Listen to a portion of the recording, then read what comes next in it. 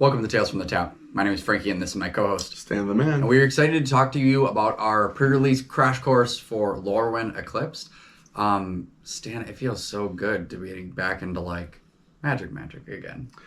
Yeah, real magic, as you say. And honestly, as much as I'm, like, not a Universe Beyond hater, real magic, this is real magic. I think we haven't been to Lorwyn, if I'm not mistaken, because I want to say I was in middle school, so it's got to have been 20 years.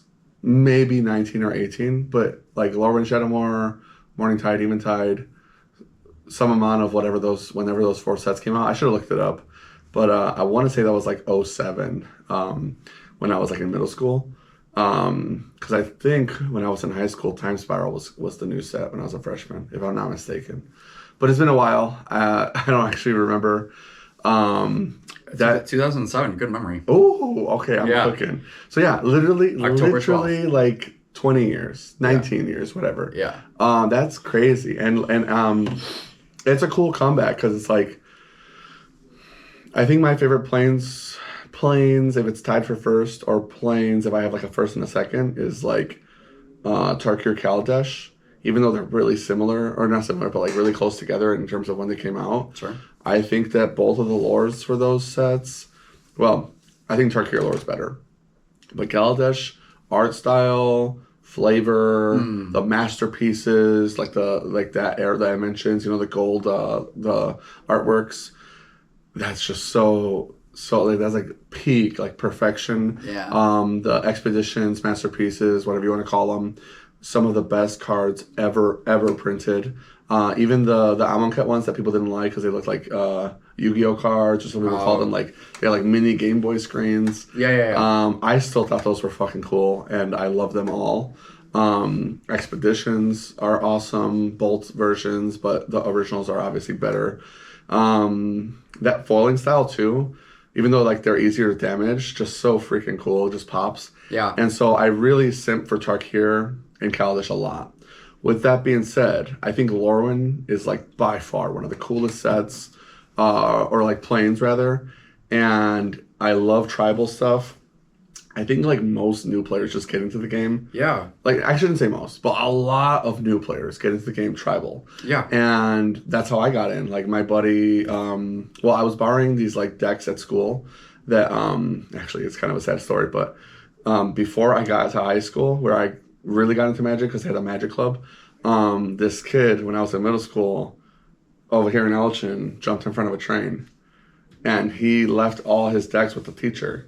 So those were the decks I was using when I was brand new. They were like, oh yeah, this guy was awesome, blah, blah, blah. So it felt kind of cool to like honor his memory. Like I was the new guy playing this guy's decks, But it always felt just like a little weird because I never knew the person. But yeah. But the ghost over the shoulder kind of thing. His decks were really cool too for the time. Like he had like just like homebrew decks that kind of just like got the job done. I was playing like mirror artifacts, but like really good synergies. And then as I started becoming friends with the guys, one of the guys started lending me his decks, and he had the Lorwyn Elves with like Imperious Perfect, like make a bunch of tokens, Door of Destinies, which got a special guest slot in the new set. Whenever a creature enters, you get a counter if it's the chosen type, and then all your guys get that much plus X. So like back then, like as a new person, I'm like, dude, these cards are crazy. Then he let me borrow Slivers, and I fell in love with the game. Slivers is, I think I've said this on the podcast before, but love Slivers. That's really what got me like hard locked in. The first thing I ever did was I went. It's kind of like a precursor to like how I started building standard decks, but I went on like the Magic website or whatever, like Scryfall kind of thing existed back then. Yeah. Before Scryfall, looked up every sliver in the whole game because we didn't like play like standard Modern Legacy. We were just doing freeform. I looked up every sliver in the whole game and looked them up on TCG Player, which was like a brand new website at the time, and found all the prices. I wrote every single sliver down and what their ability did in like my notebook for class and the price next to it, and was like, all right, which ones are the better ones, blah, blah, blah, blah, blah. How much are they? And I even like did like a mana base. Like I was like, oh, I need lands. I need like, because I wanted to do 5 colors.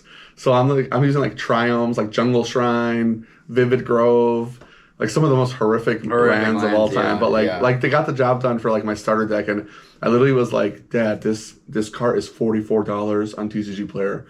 Here's $50. It was like all the cash I had. Can you order this for me? I don't have a credit card. And my stepdad was like, sure, $50, you got it. I'll order it. And that's literally the deck that I had for like all through high school. And I was just playing like my shitty Slivers deck that was like, I felt bad because I would crush all the noobs, but then like the teacher, so funny. He played black white like vampires, like Anawan the Ruin Sage. On your end step, you have to sack a guy, drain and gain vampires. And because I was always playing Slivers, and like if I got the explosive start, it was over, you know. He started playing Plague Sliver in his deck, like main board. He was like, oh yeah, it's a 4/5 for 4 that loses me a life. But when I play against Stan, it kills him. I was like, bro, what the heck? Man, my deck was so... And you know how I told like Cruel Ultimatum used to be my favorite card? Yeah. I literally had 2 main board copies because I would try to cast it with Gemhide Sliver. So all my Slivers are rainbow. I'm over here like, Cruel Ultimatum, as if I needed it. Like, I have like 5/5 Slivers with double strike. Nope, tap them all to Cruel Ultimatum. Dude, take me back, man. I swear to God, when you're good at the game, I shouldn't say good. When you have more knowledge of the game, it's not as fun. It's not as fun. You're having way more fun. Oh yeah, when you're like doing the cool thing. Yeah, when the dinosaurs are shooting lasers. Yeah, I mean that's kind of how I felt when I first made my commander deck, like the first commander deck I made. And I don't really play commander often, as like you guys know on the podcast, but I did. Like when Sergio would be like, "Oh, come on, play," and the first thing I built, because I was like, I just kind of like I'm gonna play Commander to detox from playing competitive Magic. I just want to have fun. I built zombies. Yeah, I remember. I'm playing like Rooftop, and like I still have it, but yeah, like, and then the Doctor Who deck. Yeah. Yeah, we were playing chill, and Sergio's like, "Are you gonna pay the 1?" Like, yeah, or like when Sergio was like, "Oh yeah, I'm gonna sack this, and I'm gonna make 5 of these things every single turn," and I was like, "Oh yeah, and it also bounces all your stuff," and I was like, "I'm gonna cast Grey Merchant of Asphodel." yeah. Sergio's definitely a Cyclonic Rift gamer for sure. Yeah. Where were we getting? Oh yeah. We were talking about Lorwyn. Lorwyn. Yes, we were talking about Lorwyn hype, and that's excited. One of the I'm excited too, and one of the things that like I'm so excited about is that. And I don't know if this is the case, this is me speculating, but one of the things I feel like with Lorwyn is that I feel like the cards are such bangers because they don't have the restriction of trying to meet flavor.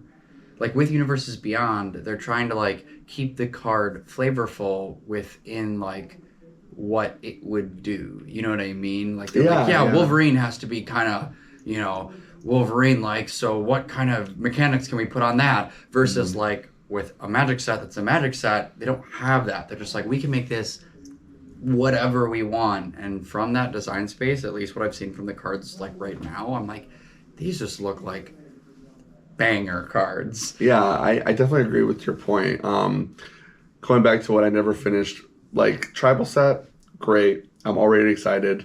I think that's going to be popular across the board. In Universe set with good lore, great. The trailer they released, like the Jim Henson puppet trailer, S tier, so perfect. It's already their most viewed trailer since the March of the Machine one, according to like a post I just saw right before we started the podcast. It's got like 3 million views on YouTube.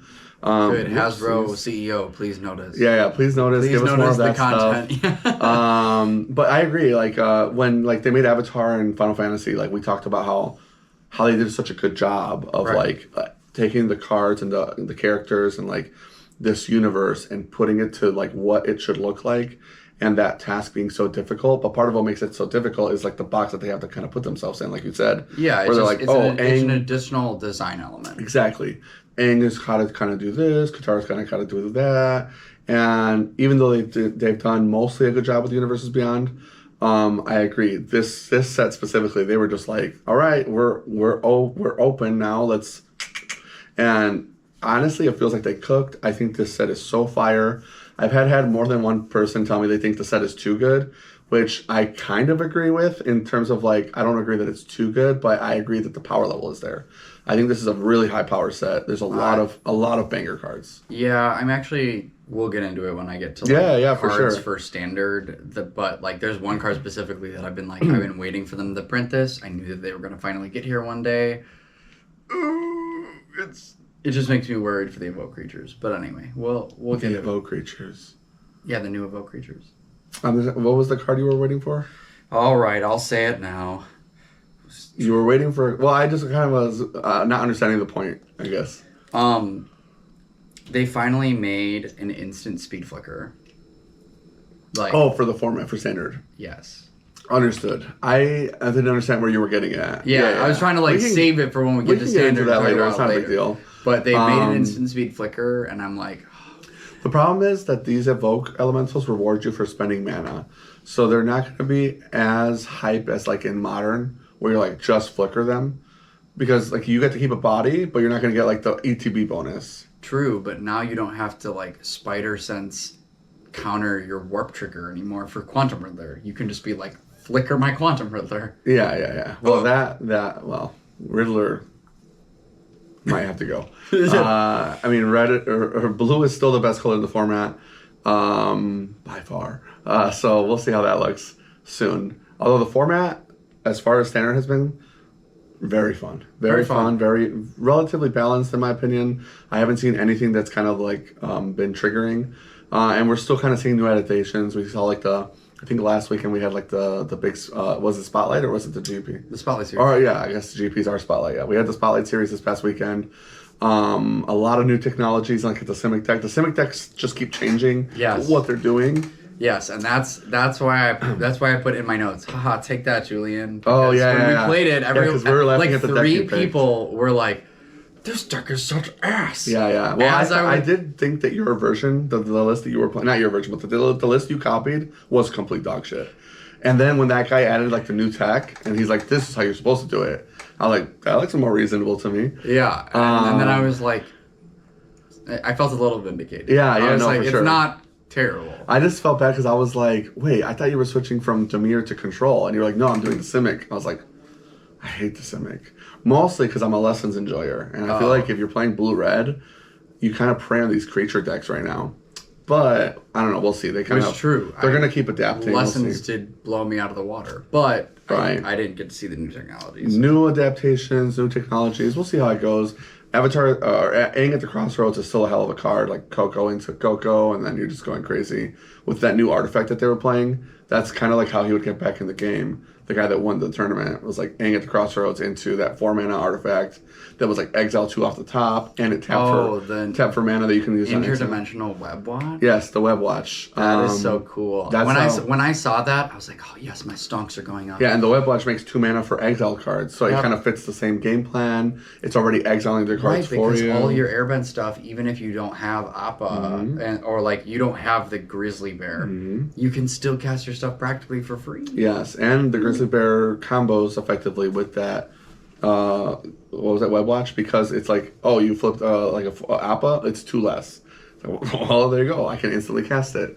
Yeah, really, really cool deck. A lot of adaptations. Loving that. And Lorwyn cards I think are going to make a big difference in the format too, which is good. With that being said, Spotlight series. Drama.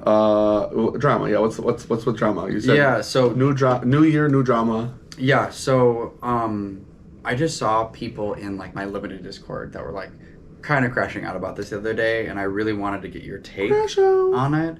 So if you didn't know, there are changes to like packs and pre-releases and promos that have happened starting with Lorwyn. So one is that like you getting a promo with boxes is no longer a deal, right? The buy box promos disappearing. Yeah, the buy box promos are disappearing. Honestly, good riddance. I knew you'd feel that way about that one. I knew, because you're like, okay, yeah, sure. As I'm like, dude, like almost nobody cares about it, and they just send me 100 copies of a card that is now a rare that you never want to pull. Yeah.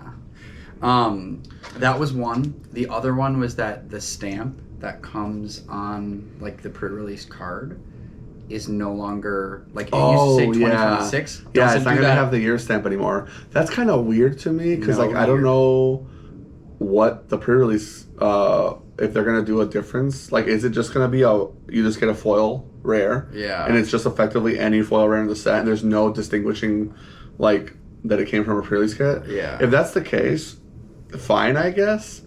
I don't think it's a huge deal in terms of like the value, because like a lot of the value from the pre-release kits and why people like buying them is that, one, typically stores can sell them with no tax because it's an event SKU. I don't know how it works in most states, but in Illinois, if I'm doing an event, I don't have to pay tax because I'm rendering a service as opposed to like selling you a product. Sure. So I can save you money on the tax because I'm not having to pay that tax, and then The way it should you're be. getting effectively, and you're getting like 6 packs for like X dollars instead of like X plus Y, and then you get the bonus promo, which is like, oh, I got a bonus rare that is like a pack I didn't have to open on top of all the packs I'm already getting for a good price, which is one of the cool things about the pre-release kits. The other thing would be buy a box promos. I do like buy a box promos, and I like the incentive for like WPN. Like, you want to go to your local game store to get a buy a box promo instead of ordering from Amazon. However, I don't actually think the buy a box promo affects the sales. No, I it's think only been like 1 or 2 times where like they give us Flusterstorm or something crazy, where people were like, oh man, if I get it on store, I get the promo and blah blah blah. And like, do you guys still have these promos? I want to order a box, blah blah. Like, it's so few and far between. I think it's only been like twice I've ever been like actively asked for a buy a box promo. Otherwise it'll be like 1 or 2 people per set. Like, oh, I pre-ordered pre-release. What's the buy a box promo? Thank you. Dollar rare. Well, the other one that they said was that the commander decks used to come with a collector booster sample. Yeah, the sample pack, which was kind of They don't do that anymore either. Yeah, that kind of sucks, but only because like those sample packs could hit gas. Yeah, you could hit gas. So like, I had a friend hit a Surge Foil Sephiroth off of one of his I almost spit up. Yeah, so like, you can hit gas on those packs, which is kind of nice, but at the same time, it's like, if it keeps the cost of the product down, because Lorwyn increased MSRPs. I don't know if people saw, but like collector packs are like $30 now. I knew that was coming. I remember hearing about that, but I kind of put it out of my brain. Right, and so like, I had to raise some of the prices of the cost. I didn't have to raise the pack price, at least like $5.99. Still the pack price. I'm still doing $149.99 for boxes, even though I think MSRP would technically be higher. And then collector boxes is like the Wild West, because depending on how much demand there is, the market will really drive that one.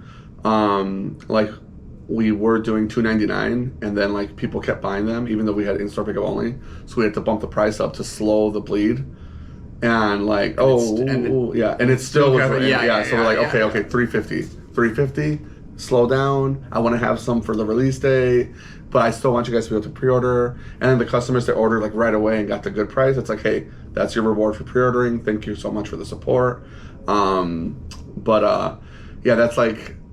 that's like an ideal scenario. I'd rather just be like, hey, $2.99 is MSRP. It's also a really fair price. Let's keep it that way, because I think Lorwyn boxes on TCG are like 400 plus, or are, I don't know. I didn't check today, but yeah, set is gangster. Very, very good.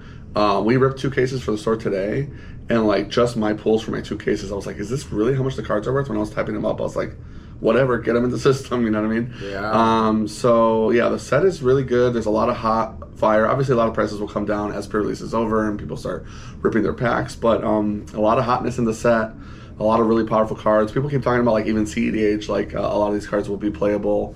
I'm personally just excited for the set in general. Cool cards, the value's there, which I like, because I want my customers to be able to buy a product that's like worth buying. The gameplay of these cards is going to be sweet. All the new mechanics are really cool, and the returning mechanics are really cool too. This set is going to be banger. I can't wait to get into these cards with you, because I'm excited to see what cards you picked out for being like the good ones. Yeah. But yeah, as far as drama, I don't know if you had anything else to add on to it, but I didn't. I mean, it does feel like frustrating to me in the sense that, like, you know, Magic clearly does really well for Hasbro. And it's like the only thing that does well for them, honestly. Yeah, and so it's frustrating to just see them like cutting in corners like this. these aren't things that I particularly care about, but like I do care for like my friends that do care. Well, it is about also it. like the first domino, right? Right, Oh, exactly. you guys care about this? All right, well, Yeah, erosion. yeah. Well, the only reason why I think I'm not more upset about it, because it's just like, oh, Wizards again. But if you saw, I mean, I know you saw, people have been talking about it like crazy. The promos, like, they have this Cameo promo for, like, the Pro Tour. Oh, dude, the Cameo promo and that artwork. Well, and do you see the Steel Championship promos? Ocelot Pride. Yeah, Ocelot Pride and Goblin Bombardment. Guide of Souls. And Guide of Souls. Those are all cards that people are playing in formats now, which is what I've been. Well, those 3 cards together are literally a deck. A deck. Like, so I've been and I've been asking for years. I've been like, we had Nykthos years ago, and that was like, oh my gosh, a card that's currently being played in the format. And then it was like the same with like dog. Yeah. So. Yeah, the promo can't always be a banger, but I do wish they would pick more cool cards. I think they like just playable cards. It doesn't have to be a super expensive like card. Standard Showdown promo. Playable. This set is Shoot the Sheriff. No, that was last time. No, that's the RCQs. It's Nowhere to Run.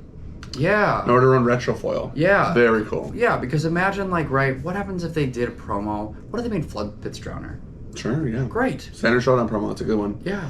I agree. I definitely wish they would pick more cool cards and stuff that's like already kind of cheap anyway. You know? Yeah. Like they could have even like Store Champ could have been like Kaito top 8 you get Enduring Curiosity. You know what I mean? Or is that what it's called? The blue one? The blue one is yeah. So like stuff like that, reasonable, playable cards for sure. Yeah. Or like really cool commander cards. I like that too. I like then that you too. win and you just get a promo that's like the Void Winnower that we were just complaining about. I was like, bro, you just won $140. Like I don't know why you're complaining. It could have been dog shit. Yeah. But yeah, so drama aside, I do dislike when they cut stuff away. But if it's kind of like if they're gonna leverage that into something useful for the players, fine. Like I'd love to see box toppers come back in every set, and I'd love it to not be like the Streets of New Capenna Gala Greeters thing. I'd love it to be more yes. I mean, they don't have to go crazy every set, but I feel like they could do box toppers more often. And they could even be like, oh, the box topper ones only go to the stores, and Amazon doesn't get them. Like that would be awesome. That would be dope. I know that they wouldn't. They'd probably give it to wouldn't. Amazon, which would suck. But Pokemon does it that way. Yeah. They will give you like enhanced boosters and non-enhanced boosters, and I'm pretty sure stores get priority on the enhanced boosters. I have to double check because Pokemon is all over the place, honestly. Yeah, when you talk about Pokemon, I was actually at Woodman's the other day and saw like one of those machines. Oh yeah. And I was thinking of you. I was like, I gotta put it all on black. Honestly, I did not. Yeah, if you ever want to get a good deal on some Pokemon and you're curious, I can tell you what's worth buying.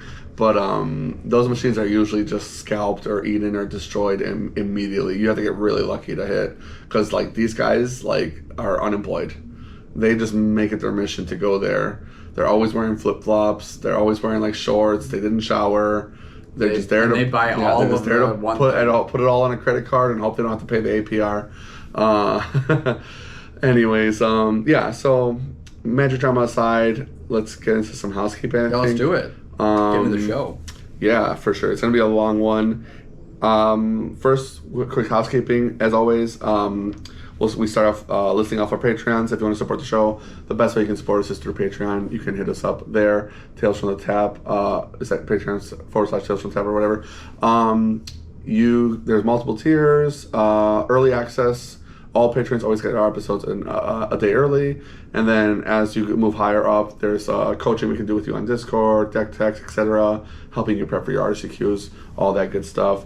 But if you can't afford it or don't want to support monetarily, subscribing, commenting, liking, all that stuff on YouTube, Spotify, Apple Podcasts goes a long way for us, so we really appreciate the support. New year 2026. We have a goal of trying to hit 1,000 subscribers. Currently, we're like at 320 or something. So hopefully that's like a pretty optimistic, reasonable goal. But it'd be awesome to, by the end of the year, hit 1,000. So if you haven't already and you want to support us, really appreciate it. With that being said, at the top tier of our Patreon, we got Tap Furiously with Gaia's Cradle, Christian Paz, and our Uncle Fred. And then we've got at the next tier, Kiki Jiki Tap to Ruin Opponent's Life, Mike Paulini, Jose Gonzalez, Michael Collin, Todd Sylvia, and Roosevelt Hopkins. And then at the next tier, we got Tapping 2 Blue Mana, Christian Olvera, Jared Henry Thompson Munsterman, Judge. Joe Asfahani, MTT Chicago, our homie Sal. Please check out his channel. And he's got Riftbound Chicago, and he's got Painter Servant now. And I'm slowly convincing him to do TCG Chicago, get some other games going, Star Wars, Lorcana, etc. Oh man, then he's gonna talk to me about Star Wars. Yes, sir. Yes, sir. And then next we got Trent Glagorovic, Julian Eisenbraun, Alex Marer, Ethan Carlson, and at the bottom tier we've got Tap That Bird and Fly, Hector Alvarez, and Josh Dodson. Thank you guys for the support. Really means the world to us. And let's get into this episode. I guess we could take turns. Lastly, join the Discord. Did you say the Discord? Oh yeah, join our Discord, open access, super active. Actually, recently I've had some friends that I've known for like years recently get into Magic, and they live in Indiana. Oh, sweet. So I'm like, they've been DMing me judge questions, and I'll be asleep. And so I'm like, guys, Judge Call channel, use it. And now they're using it, and like Kai or Julian, me will get in there, help them out with the judge calls. It's been really fun. It's so refreshing too to get judge calls that are so easy. They'll be like, oh, this and this. Oh, got you. I don't have to call in Slater. Yeah, right. But anyways, so let's jump into some of the mechanics really quick, and then I'll pass over to Frank to talk to us about these broken archetypes and cards. So the first new mechanic we've got is Vivid. Vivid is really cool because I actually just talked about the lands I used to use in my deck, which was Vivid Grove. That's the green one. It's actually a cycle. I don't know if you remember those. Yes. Vivid Grove, Creek, Crag. Did you remove counters from Yes. So they each came in with 2 counters, but they were also colored. So it's like I make blue, but if you remove a counter, I make rubber. Yeah. And so that's how I'd facilitate my slivers, was like, oh, I have the green one, so I always have my gem hide, but I also have like a white for Sidewinder Sliver or red for Fury Sliver or whatever. Gale Rider wasn't a thing back then, or else I would have played the crap out of that. But so Vivid, kind of like really poignant, is effectively just domain on your permanents. So it's going to check the permanents for their color, not their color identity, but the color that they actually are. So like Kaito would give you Dimir, effectively. Kind of similar to Devotion, but more closely related to Domain. And it makes sense because I think the first time we were on Lorwyn, a lot of these cards were like tri-colored or like hybrid colored because you were rewarded for having different color types back then as well. So it is a really cool callback, and I like the naming convention that they went with. Really powerful. You're going to see Vivid, I think, a lot. I think especially if the cards that are using it are good, it will be really easy for people to use these hybrid mana cards to abuse this. I think you will see a lot of Vivid. I wouldn't be shocked if more than like 5 of the cards that Frank's going to get into are Vivid cards in terms of like the pre-release stuff.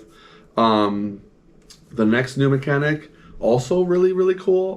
Blight, first of all, sick name, very accurate, and already very popular with the players because it seems to be like the Golgari thing, which in this is like elves but also goblins, and both are very popular tribes already. I've already had like a lot of people pre-order the Blight Commander deck, and they're like calling me up like, when can I pick it up? I'm so excited for the Blight deck. I'm like, yeah, we got him. But Blight is basically whenever you Blight, it might coincide with a number, but if it doesn't, it'll just be Blight 1. But whatever you Blight and whatever number it is, you have to put that many -1 counters on a creature you control. It is notable that you are not targeting when you Blight. So if for whatever reason your Blight is going to benefit you, like with a Yawgmoth maybe, or some kind of creature. Or there are cards that say like Blight and then tap this creature, you Surveil. Yeah, exactly. For whatever reason, if your opponent tries to like wait for you to choose one, they can't. Once it resolves, you're basically just picking, so they don't have a chance to respond with you having had targeted.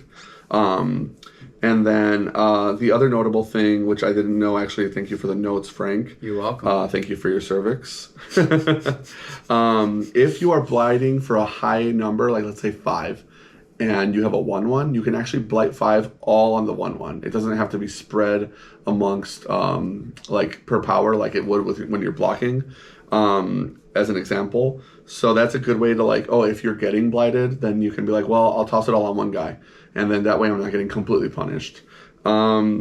the next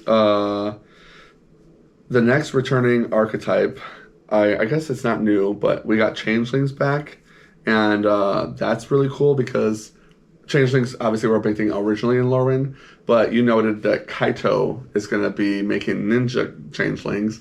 That actually could be a thing. Crib swap is kind of a hell of a card.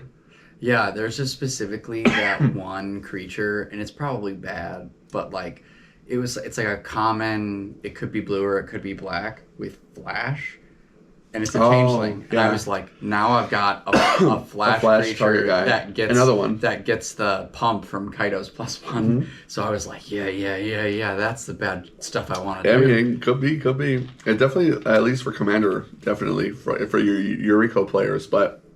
I think Kaito is getting a bit of help this set, and ironically enough, for all the people that wanted to ban him before they banned the other 3 cards, he needs a little help. Dimir is actually a little bit on a downturn, struggling to keep up. I need a reason to get pushed back. Yeah, honestly, it feels like their tempo plan is struggling. I honestly am surprised not more of them are just straight up going like Dimir, like heavier into control, maybe. Like more mid-range, less tempo. But it could also just be like a player diff, like because I do still see people going like 8-0 challenges like Dimir, you know? Yeah, I think that one of the things that I said specifically about Dimir, not to like get too much into a side tangent, but I said I don't think that Dimir will fully get pushed out of the meta because the deck is really lean. Mm-hmm. And when you curve out, you're like, dude on 1, yes. Dude on 2 that taps something down. Yep. Kaito. There's also a card in the new set that I think really helps them out. It's like a removal spell, but also a Thoughtseize. Yes. I think that's a really good Kaito card because it's already good against control, which is one of the things that keeps him in the format, keeps him relevant. Right. Control is trying to prey on these creature decks with field nukes, and Kaito just kind of beats the shit out of them, which is cool. I do like that. The other thing is so go ahead. Yeah, I was just going to say that I think that's why the deck can still put up numbers is that like if someone like mulligans, like you kind of can't mulligan like poorly against blue black. Yes. But you've also got cards like Day of Black Sun. I played a league with it too recently, and like if you get Day of Black Sun on Access 2 against like a Badger Mold deck, you're just like, see ya. Yeah, it's just that the problem is that like you accumulate wisdom, and like if the Badger Mold deck can like live through 2 removals, like you just like can't keep up. Mm-hmm. And so that's why I think the deck is on a downturn is because like we're in standard and it's like creature combo. You know, airbending, Badger Mold Cub, and green black, blue green. Well, cards like Aang at the Crossroads really invalidate what Demir's trying to do. It's like wipe your board, spot removal 3 guys. All right, cool. Aang at the Crossroads, boom, boom. I got 2 guys again, and they're huge. It's like. And Ouroboros too. Like Ouroboros is just such a problem for a lot of decks. Yeah, it has to die on site. If you even pump your team once, you're like, yeah, you're never getting through now. It's really rough. Kaito's got a plus quite a few times to catch up there. But yeah, so not to get into it too heavy, but the next one, kind of a new mechanic, kind of a returning mechanic, but they've got Kindred now. Kindred is like the new name for Tribal. Kindred kind of goes hard. Although I always think of League of Legends Kindred, which is one of my favorite champions. Never one without the other. But Kindred as a name is dope. I know like originally they changed it to like Typal when they were trying to get rid of it, when they were doing their pandering shit. I mean, it all sounds terrible. Yeah, I like Kindred. Typal was fucking cringe. I was like, nah, we're not doing that. Nice try. But what did we call it before? Tribal. It's just Tribal. I think it should just be. I don't know. Tribal to me sounds the best. I agree. But apparently that's whatever. insensitive. Whatever. I don't know. Listen, this is the coast is in Seattle, okay? So yeah, I do like the Kindred name though. Kindred kind of goes hard. I know my employee Mark was here with me earlier, and he was like, "Ooh, Kindred goes crazy." I was like, "Yeah, I'm League of Legends brain, so I can't." I always, I mean, I've been playing for so long. I'm like, Tribal is natural to me, but Kindred, I do like it, and so, Kindred is going to be the non-creature spells. So if you see a non-creature spell and it has a creature type, so like the old Tribal versions were like Tarfire, Bitter Blossom. Those are like notable ones because in standard, Bitter Blossom was such a crazy card that it actually got pre-banned into modern because of how good fairies was in standard with like Cryptic Command and championing a fairy, which we'll get into shortly. Like Mistbind Click, exile my Bitter Blossom. Now I'm not losing life to it. So these are going to be like the new versions or the errata versions. So now Tarfire and Bitter Blossom are Kindred Fairy, Kindred Goblin, etc. What were you going to say? Oh, I was going to say this specific mechanic is going to be your nightmare for judge calls. You think so? Yeah. I mean, one of the things that's cool about it is that, like, if you have a card that says search for a goblin card, you can grab one of these. Yes. But one of the things that it doesn't do, from what I also read in the article and didn't put on here, is that, like, if a spell is a lord or, like, puts counters on something and it says goblin creature, it won't count the enchantment that's out there. Correct. Because it's specifically a creature. So Yeah. So you know that there are gonna be people that's like, but a goblin, it's goblin. Maybe. I feel like I normally would agree with you, but this one is very rating the cards, explains the cards. Like, goblin creature, is this a creature? He knows people don't read. Well, I would say that, except it's usually just the guys in our Discord. At pre-release, I'm sure this will be fine. Oh, pre-release will be fine. The thing is, the first time this happened, it really wasn't complicated for people. Or else I'd be like, yeah, this is going to suck. Like, people were like pretty quick to intuitively be like, oh, I have an extra creature type. Or rather, super type. Because Kindred is a super type, so old Death Shadow technology. But when that deck first came on the scene, they were playing Tarfire so they could make their Tarmogoyf like a 7-8 or an 8-9. And it was cracked. It was very, very good until it wasn't. But yeah, like you said, Goblin Ringleader. Look at the top 4 cards, grab all the goblins. You can grab a Tarfire, any Kindred Goblin card, etc. And that's going to work, except for the times where Frank mentioned it says specifically a Goblin creature or XYZ creature type as a creature, and not just all of them. But honestly, I think it'll be pretty obvious for you guys. I wouldn't worry too much. And this mechanic will only be on non-creature spells. The other thing is that we're getting double face cards again, and they're not modal. So I guess they switched it. They used to call them, I think you put in the notes, they used to call them non-modal face double cards, and then they had modal face double cards, or modal double face cards, and non-modal double face cards. Yes. Now it's just double face cards and modals. And specifically, we're getting transforming. Yes, we're getting transform, which is awesome. These transform ones we'll get into, they are very cool. I like the way they went about it. I think a lot of them are really powerful. And the ones that aren't, I think are at least like standard playable. But they'll definitely be fun in your limited and pre-releases. Because they kind of do like Huntmaster stuff, like old school werewolf transforming, where it's like, flip me over, do a thing, flip me back over, do a thing. So like all that kind of incremental value usually adds up, especially unlimited. Yeah, the only thing that's like important to know for that is like because they flip over, there's no like leaving of the battlefield. So if like something is equipped to it, like an enchantment or an artifact, it will stay. It's just transform is very different than like, for example, the flip planeswalkers from Origins, like Jay's Friend's Prodigy or Liliana Heretical Healer. If you want to look one of those guys up, if you're listening at home, they say when you do my ability that causes me to flip, exile me and return me to the battlefield. So that kind of ability is also really bad if you're gonna be active treasoning, because those cards specifically say under their owner's control. So like if I steal your Jace Friend's Prodigy and I activate it and flip it, it's gonna go back to you. So I'm dumb for having tried to flip it if I wanted to keep it on my side of the battlefield. So keep that in mind. Transform is different. If I steal your transform guy and I flip them, I still keep them. And on the back side, they are still going to do the same ruling where the front side is what matters for the mana value. But the back side could have a different color identity depending on what it transforms into, which it'll reflect on the card with the circle pip that they do in the middle. We've got 4 returning mechanics as well. We've got Convoke, which seems to be kind of almost like a core mechanic for Standard lately. Fine with me. Convoke is cool. The hold is back, which it kind of never left because it's in standard already with Tarkir. But I really like the way they went about it. I just mentioned earlier the whole championing thing from original Lorwyn. So the way championing worked was like if you had a Mistbind click, for example, that would come in and say champion a fairy, which means you had to have a fairy to exile to put underneath it to keep it into play. And then a card like Mistbind Click with Flash, you flash and tap 4 of their lands, and then champion like your Bitter Blossom, or maybe one of your fairy tokens if you didn't want to lose your Bitter Blossom, or even your Vendilion Click if you're like, well, I have 2 and it's a legendary. When this dies, I'll get it back anyway. It's a powerful ETB trigger.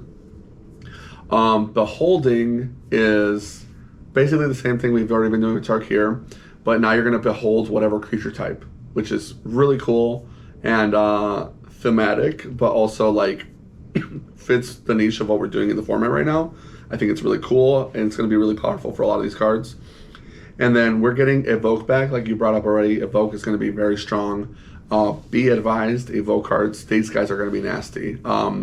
Especially like the double hybrid pip ones where you're like getting those like abilities. If people start paying both abilities, you're going to start losing value really, really fast. And then on top of that, we've got Persist, which only is very, very important because we also got Blight. So like Blight and Persist are going to be kind of quirky. Is Persist the one where they come back with a +1 counter? I thought Persist is they come back with a minus. The minus counter, is that what it is? Yeah. I'm thinking of like Young Wolf and stuff like that. That's Undying. It is Undying. You're right. So Undying is where they come back bigger. Persist, they come back with minus counters. So there's like minus counters all over the place. But there's a lot of cards that are going to reward you for that, and a lot of cards that are going to want to take those minus counters and do stuff with them. Yes. So, with that being said, Frank's going to get into these archetypes, and we're going to start talking about some of these cards. Yeah. So, the archetype one at first, I was like, oh my gosh, Magic's doing something different. I'm so excited. And then as I like read through, and what they did differently was they made the archetypes just typo. Kindred, I'm so sorry, forgive me. Anyways, this is a one-man show. Yeah. He believed me. His Tommy gun did not. So anyway, they're kindred. So blue-white is merfolk, red-black is goblins, green-white is kithkin, blue-red is elementals, and black-green is elves. I'm surprised they didn't go with one of these as giants. Although Elementals still kind of goes hard. Yeah, hello, green-red would have been great for giants. Mm-hmm. Like, I mean, it might be a sub-theme, but yeah, I'm surprised. There's one card that I noted that I believe is a giant. But anyway, I think that these types will have the ability to play across each other, like though they only listed those. Absolutely. Like, I think that red-white will be fine. I think we have Shocklands in this set too, which is really notable. 3-color splitting is going to be pretty easy if you get good fixing. Yeah, the fixing is medium because we have like Springleaf Drum and we've got Springleaf Drum. We've got Evolving Wilds is back. That's also true. We do have a rock that taps for mana, and we also made. Is it one of the 3-mana rocks, like a 3-mana rock? Yeah. Okay. They also made a secluded courtyard for the specific kindreds. How do you mean by that? Is it like actually like a reprint or like a new? No. It's new. Okay. So I'll actually just read that one now while we're here. Sure. And it's called Eclipsed Realms. As this land enters, choose elemental, elf, fairy, giant, goblin, kithkin, merfolk, or tree folk. It adds colorless, or you can add 1 mana of any color, spend only to cast this spell or activate an ability. So specifically of the tribes type. in the set. Yes. Interesting. I thought you were gonna say it was just like straight up like a Tarnation Vista or whatever, like a 5-color like name a tribe land. Yeah. No. That came in tapped. It's like it enters and you name a specific. Interesting. Tribe. Yeah. I guess it makes sense. I don't think it would be too good if you could name any creature type, but I'm sure there's something they're trying to avoid.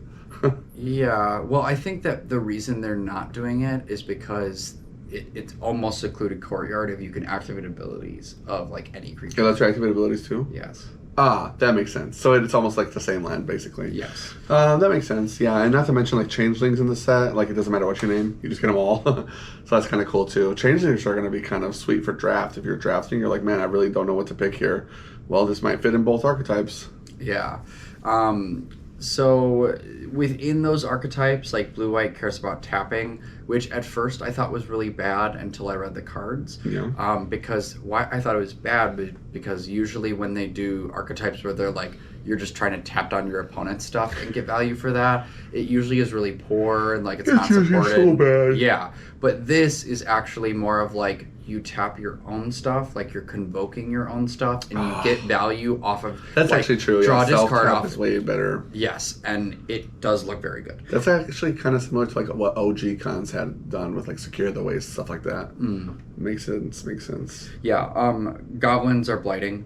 Yeah, goblins are the blighters. Yeah. Makes sense. Kithkin is overwhelm, so it's just make a ton of dudes and run over. Green and white, make a bunch of guys? Yeah, What? weird. Blue-red is elementals, but spells. What? What's it called? Crazy. What's that spell called where you can like discard it to make a treasure? Hybrid red blue. It's like it's from Strixhaven. Oh. That's what I'm thinking of, like elemental spells. Okay, I'll make a 4/4. Ping, ping, draw. Oh, yeah. Now I can't remember, but it's like hybrid red, blue, discard to make a treasure. Oh, yes. It was the one that you would like make 2 4/4s. You make 2 4/4 elementals. You and deal then, 4 damage. Yeah. Spread 4. You play that in the Gearhulk creativity. Yes. Deck. Exactly. Shoot. I totally can't used to remember play the name. that. I know, same. I played it in standard. Yeah. I can't remember. And then black green is elves with graveyard. Yes. Elves in graveyard though. All right. Yeah. Well, specifically the double face transform card talks about like milling cards. Then if you have an elf in your graveyard, you get whatever. I think it's pretty sweet. I remember that card now that you mention it. Oh, but green black graveyard. Weird. Wow. Yeah. So let's just get into some of these cards. Overall, if I had to like give you like, here is my take on the set in a nutshell. I think that this set specifically is going to be very highly synergistic. Yeah. High power and high synergy. Absolutely. And so build with intention. Yeah. Draft with purpose. Yeah. Wow. You can put it on a t-shirt. So this first one is Reluctant Dawn Guard for the white commons. It's 2 and a white. It's a Kithkin Soldier. It's a 4/4. This creature enters with 2 -1/-1 counters on it. When another creature you control enters while this creature has a -1/-1 counter on it, remove a -1/-1 counter from this creature. So if you like play this dude and then go drop 2 tokens out, bam, I've got a 4/4 now that costs me 3. Like to remove the counters from this feels so easy to me that I'm like, this thing's gonna feel really big, really quick. There's so many cards in the set that I'm like, that's your caveat for removing tokens or counters. Yeah, you just put a creature down. That's nuts. I also think that if you have, and there are many cards in the set that like when you do remove counters, you get some type of reward. This will also go crazy with that too. Yeah, that makes sense.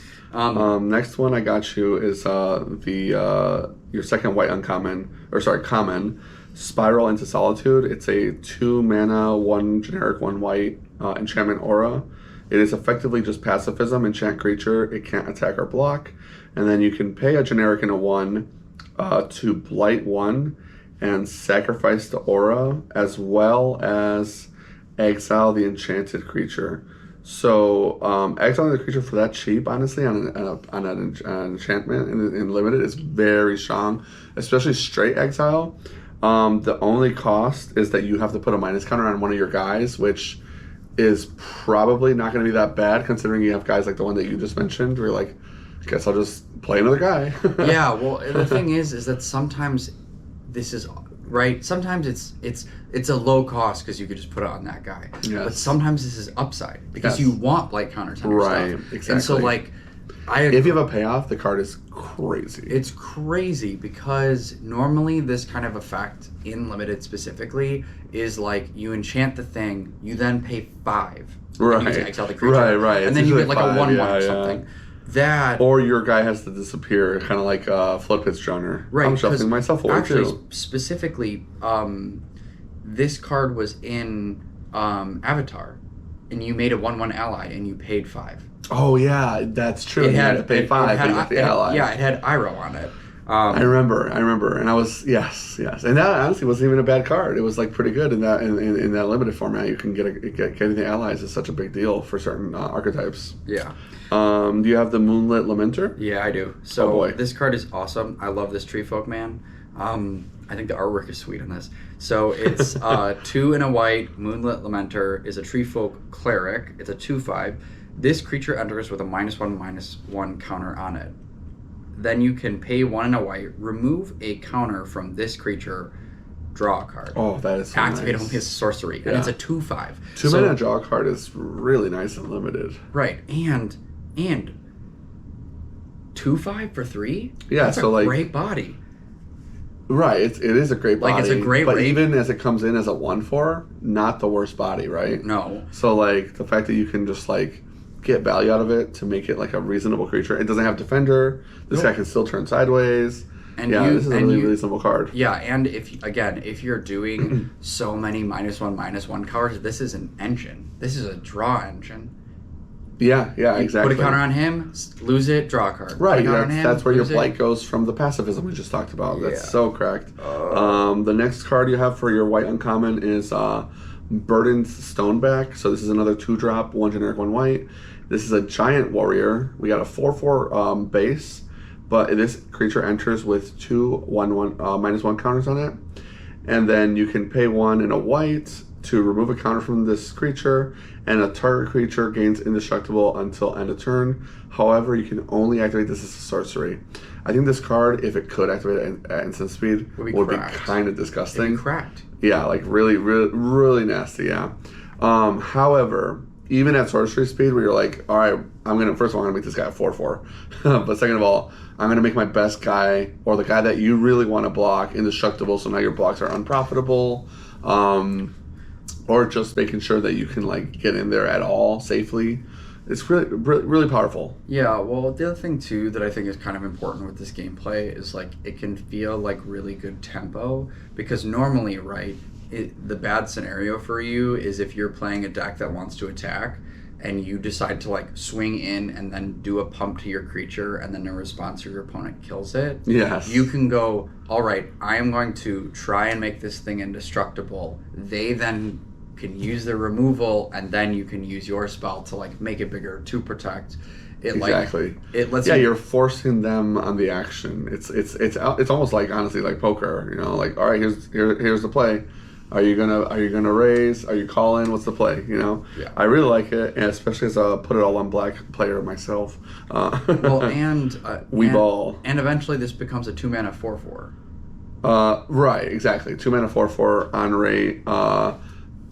That's Disgusting. like it's just funny to me because like back in the day, this creature would be so ass. It'd be like a 2/2 for 2 with like a boring ability, you know. And now it's like okay, 2/2 for 2, but Yeah. it's got all this stuff built into it, and it's way more interesting, way more nuance, and still reasonable. Like not like over the top. Especially in the new era of Magic post COVID, even though it kind of started in 2019. You have me on this blue card, Silvergill Peddler. Yeah. So Silvergill Peddler, 2 and a blue Merfolk Citizen. It's a 2/3. When this creature becomes tapped, draw a card and then discard a card.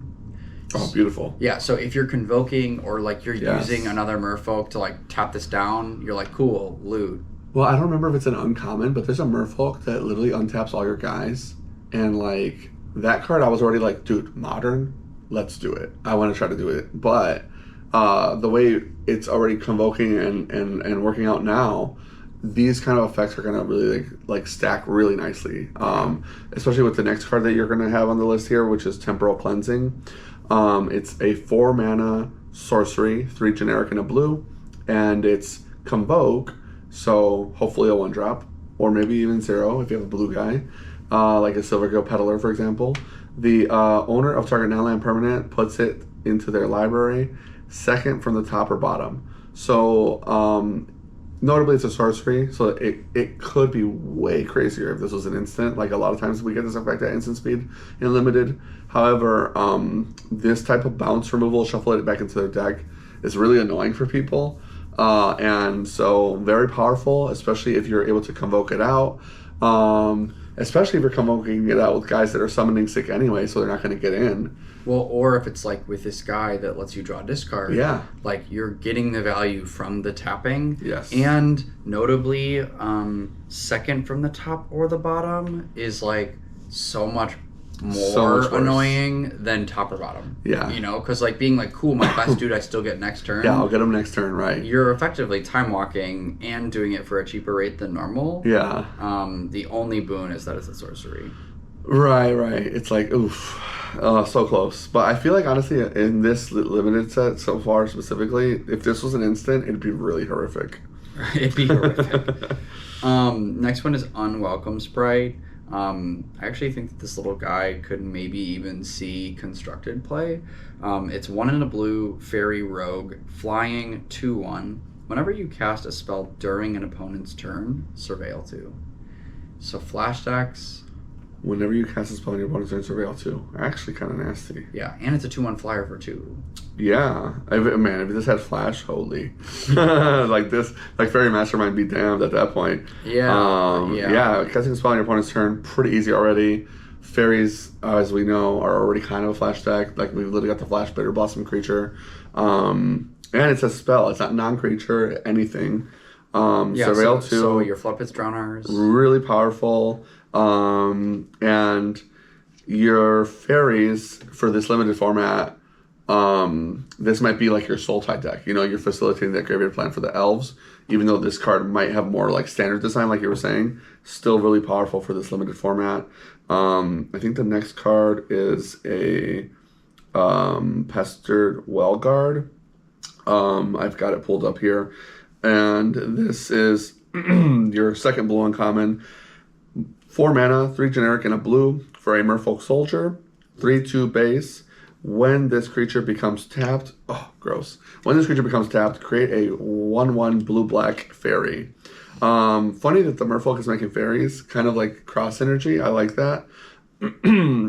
I also really like the body making here.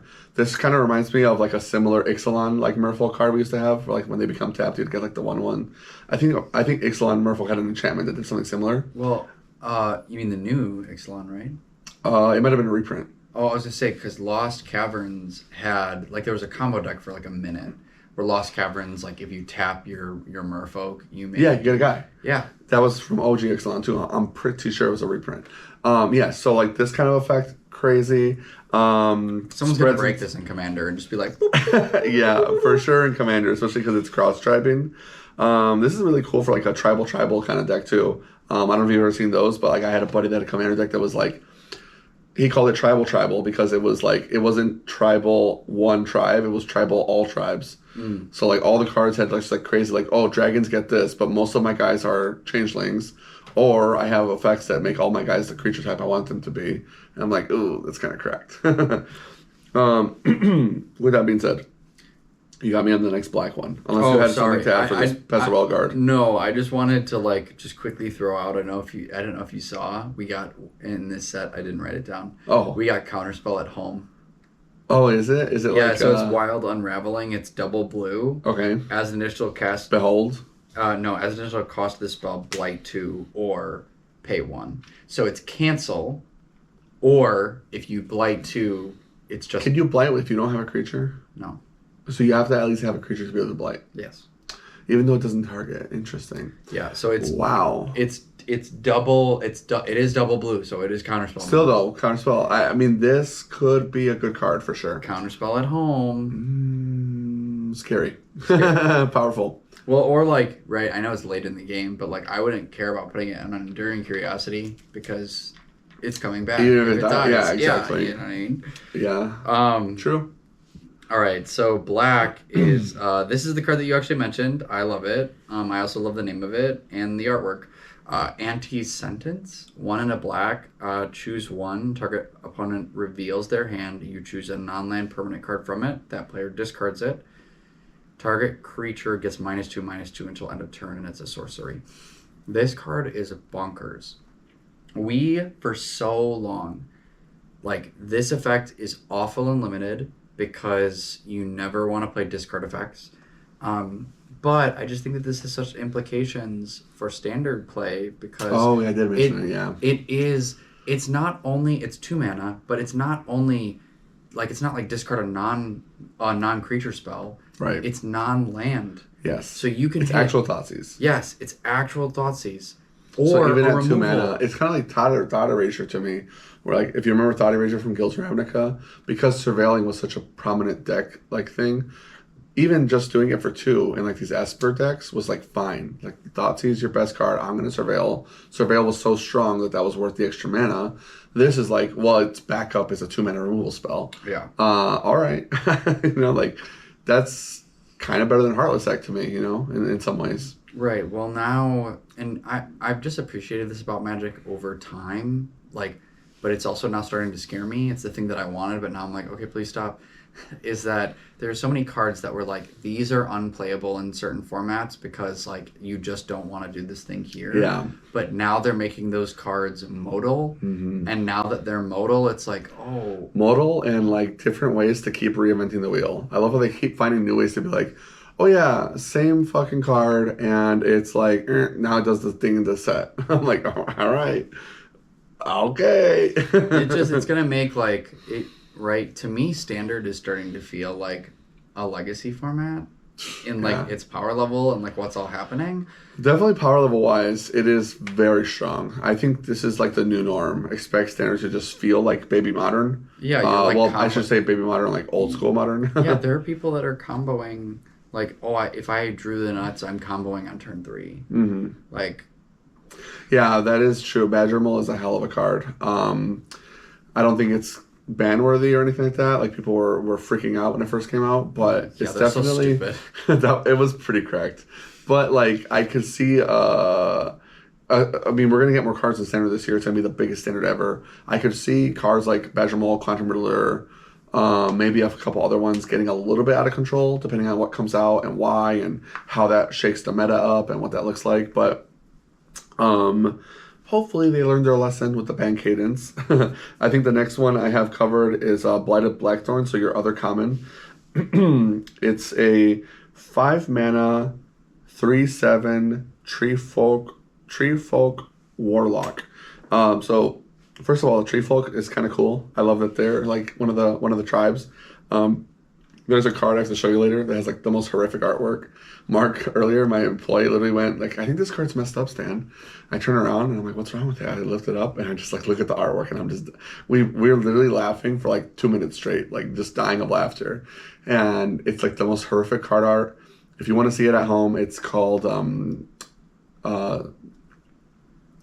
it's like a sapling nursery or something like that.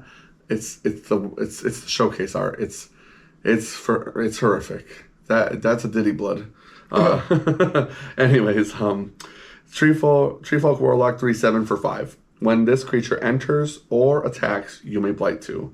I love these kind of enter or attack kind of guys. They are so easy to abuse because you get both like value on both.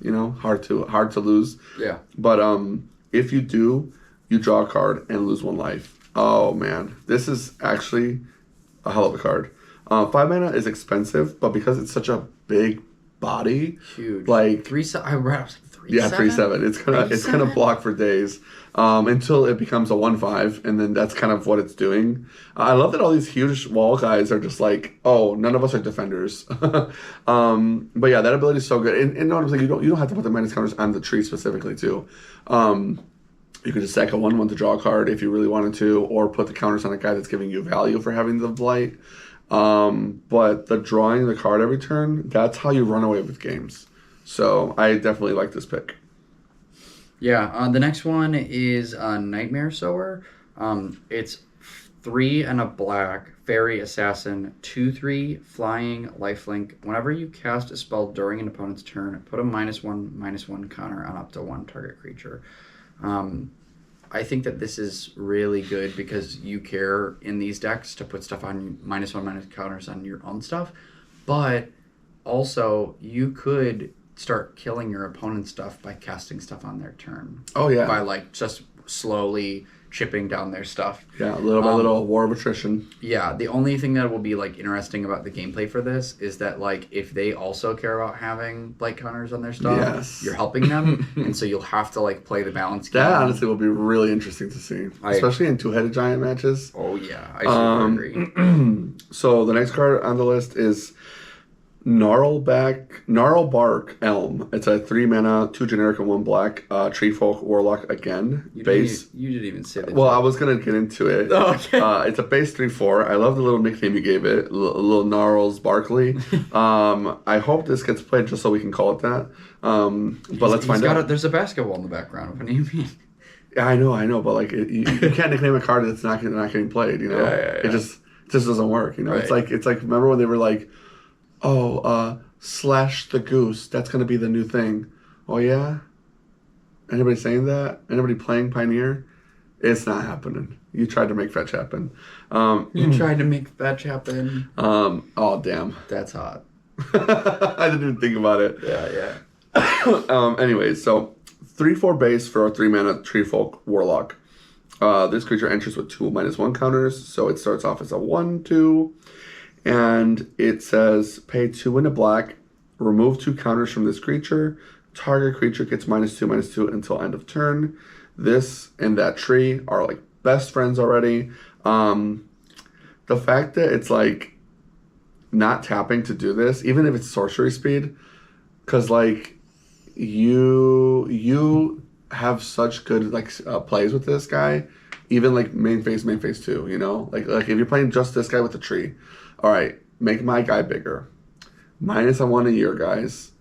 Now I'm going to attack, trigger my tree, blight back on this guy, right?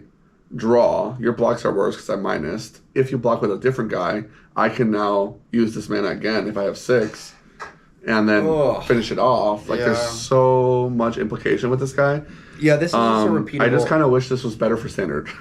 I agree. I think it could be if it was at instant speed. The only thing that like concerns me for Standard overall in general is like we don't have blight counter stuff. I think that matters in other places. So like the cards like other sets, you mean? Yeah. So like if having counters on things mattered, it would have had to matter previously, or the cards have to be good enough on their own, because I don't think there's enough cards in this set to like build itself into a deck. Do you know what I mean? Unless we had like Young Wolf again, where you could be like, cool, -1 on this, it undies. Like yeah, that's a good point. It could be like that. It synergizes with Earthbending maybe, with like the whole counter strategy. But like you're not losing a guy theoretically if you have to sack, maybe. But yeah, I agree. I wish there was like more like pure raw synergy, like with Yawgmoth. It's very obviously getting some toys if there's anything in Modern from the set. The next one you've got me on over on the Reds now. Woo! Looks like Tweeze is the next one. Yes. This card's hilarious, by the way. They printed Goat Nap again. That's so funny. Yeah. But it matters so much for the changelings. Please tell me it's Sizzling Changeling because he's so cute. No. But I'm saying the Goat Nap, you could steal a changeling. Oh, yeah, and it's considered a goat. Yes. So Tweeze. Look at the artwork on this. What artwork? Haha, got him. Oh yeah, I've seen this. This is actually new, not new. Really? Yeah, we've had this. Oh wow. I'm pretty sure. So Tweeze is 2 in a red instant. Tweeze deals 3 damage to any target. You may discard a card if you do draw a card. So 3 damage anywhere for 3 instant speed, and you draw a discard. I think that's amazing. Yeah, I mean, kind of hard to argue with that value. If it is a reprint, which I'm pretty sure I'm not gaslighting myself, that's probably why we got it. You know, it has to. Any of the reprints that we got from old Lorwyn had to hang. You know, they had to be good enough to hang. I got the next one. It's Gristle Glutton. Getting into some goblins. These guys are awesome looking. I love how freaky the goblins are in Lorwyn. Go ahead. Partially why I picked this is I was like, I feel like I have to pick some goblin cards for our boy Goblin Ringleader. Yes, sir. Yes, sir. Shout out to Goblin Ringleader. But he's been posting being like, oh, the grinding is working because I'm gonna, because we've got all this stuff now. And I was like, I know that Jack is going to get lost in the sauce and play a bunch of terrible goblins because there are so many now. Yeah, I hope he does. Don't do it, man. Jack, live your life. Live your best life, bro. Play Carpe Diem. Like, don't play bad goblins. That's all I'll say. I'll help him with his list. Actually, the modern version of goblins got way better. There's like Grumgully shit you can do now that's like actually crazy with the blight. Anyways, Matt Bailey told me he worked on a new goblins list for Jack already. I gotta check it out. Matt Bailey was on it. Yes, exactly. It's very his style, which is like the persist stuff. Yeah. But yeah, getting into this, I love how like, the goblins are so freaky. I don't know if you saw the Jim. Well, we talked about the Jim Henson video, but did you see like the new one they dropped today, like the behind the scenes? No. They dropped like a little 10-minute video that was like behind the scenes, how he made it, blah blah blah. That's like how the video came to life, and he was talking about like he's like, you can't just make them look kind of like cutesy. Like we're in a fantasy world, but sometimes the setting, even though like the background is all pretty, like you gotta have like this guy look kind of freaky, you know, like the goblins kind of have to be like, that's how they came up with the guy for the video where he looks kind of like scary, especially when they're making like angry faces. Yeah. And it's like, it just looks good, you know, and I'm like, yes, accurate. I'm gonna have to watch super this on accurate. my own now. Yes, definitely check it out. With that being said, Gristle Glutton, 1 generic and a red, so 2 mana for a 1/3. Goblin Scout, tap to blight 1, discard a card. If you do, draw a card. That's correct. Like discard a draw on tap, no mana, so basically just free. Getting to rummage whatever you need to find your answers and facilitate any graveyard strategies you might be doing. And additionally, you're just getting like free blights if you have free blights if you care about it. Yeah, if you care about the blights, great. And if you don't, it's only blight 1, so like the least worst one, the least impactful for you to get your rummaging in. Like he can blight himself if you're not. I mean, you're tapping him anyway, right? True. So he can And just he's a blight 1/3, himself. Yeah, he's so a 1/3. You can blight twice before you need to really care about it. Yeah. Very very strong. So you got me on Seer, it looks like. And Seer's back. Pretty simple. 1 in a red, instant speed. Seer deals 4 damage to target creature or planeswalker. I think this is huge for red decks, especially for like standard. 4 damage, instant speed to planeswalkers too. Yeah, the fact that it hits planeswalkers is really cool. It's kind of hard to argue with that kind of value, especially at 2 mana. In general, 2 mana, 4 damage is really reasonable for limited. So it could see some cyberplay in standard. We'll see. Sometimes like cards like Obliterating Bolt were just necessary, you know. So yeah, and Obliterating Bolt was tough because you did like that it exiled, but it was sorcery. Right, exactly. So 4 at instant is. Yeah, definitely agree. It could be impactful in both formats. The next card we've got is Lasting Tarfire. We talked about Tarfire earlier. This has nothing to do with that. Anyways, 2 mana, 1 generic, 1 red for a enchantment. At the beginning of each end step, if you put a counter on a creature this turn, this enchantment deals 2 damage to each opponent. So it kind of is Tarfire in the sense that it does 2 damage to your opponent. But the whole like putting counters on your guys, we just showed you the Goblin, right? The Goblin is like, oh, I put a counter on my guy. I not only did I rummage, you're taking 2. These are the kind of enchantments that like run away with the game, especially like when you guys have the gummed up board states. This is the kind of card that's going to win you games. I could honestly see this actually even being like a standard deck. This is a pretty powerful effect. Well, and when you put counters on, like when you just put counters on your own stuff, like this doesn't specifically say blighting. Yeah. So if any like, counter. I put a 1/1 counter on my dude. Cool, shoot you. Yeah, Planeswalker activation. Got him, Chandra. Oh my gosh. That's a good point. And not to mention, this doesn't talk about the fact that you might get multiples. This is an uncommon, so maybe it'll be rare to see 2 of them in a draft, but if you get really lucky and somebody wheels you a second copy and you're already doing this, 2 copies of this, you start blighting, 4 damage per turn, it's over. And it's each opponent, so if you're playing 2-headed giant, which we do a lot of at the store, boom, boom. Even just 1 copy is already 4 damage. 2 copies, you're doing 8 damage per turn into Two-Headed Giant. That is crazy. I love this card. Let's get into some green. Yeah, so speaking of cards that like have just gotten better over time, this to me is almost like going too far. I feel like this card is sideboard playable just because of how good it is, how modal it is. Yeah. It's called and the artwork is so dope. And the flavor text, I tend to feel field of view. I tend my field of view like a garden. Occasionally it needs weeding, and it's got like this sweet green arrow. It's dope. That's actually really poignant for something I can't talk to you about yet. Okay. I have a surprise for you later. Surprise. That is actually, remind me about this card later. Okay. When I tell you about your surprise. Surprisey wisey. So Unforgiving Aim is 2 and a green instant speed. Choose 1. Destroy target creature with flying. 2. Destroy target enchantment. 3. Create a 2/2 black and green elf creature token at instant speed. That's pretty cool. You being able to destroy an enchantment, hit a flyer, or make a body at instant speed Yeah. is really crazy. It's kind of like Selesnya Charm. Yeah. It's pretty cool. That is actually really cool. But it's just 2 and a green. It's not. It doesn't Yeah, have 3 mana is rough, but like we've had this effect before with Selesnya Charm back in like RTR. I don't remember if Selesnya Charm made a 2/2 with Vigilance or not.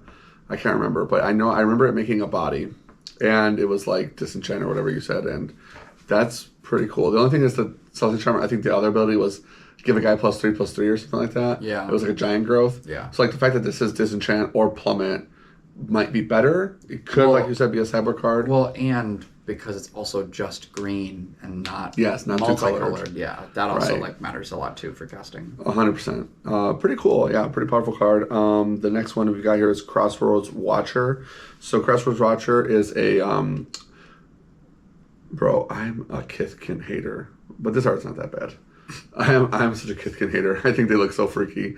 Which don't get me wrong, the freaky is cool with the goblins. Yeah, right. These things look like imposters. Like, have you ever seen like creepypasta stuff? Yeah.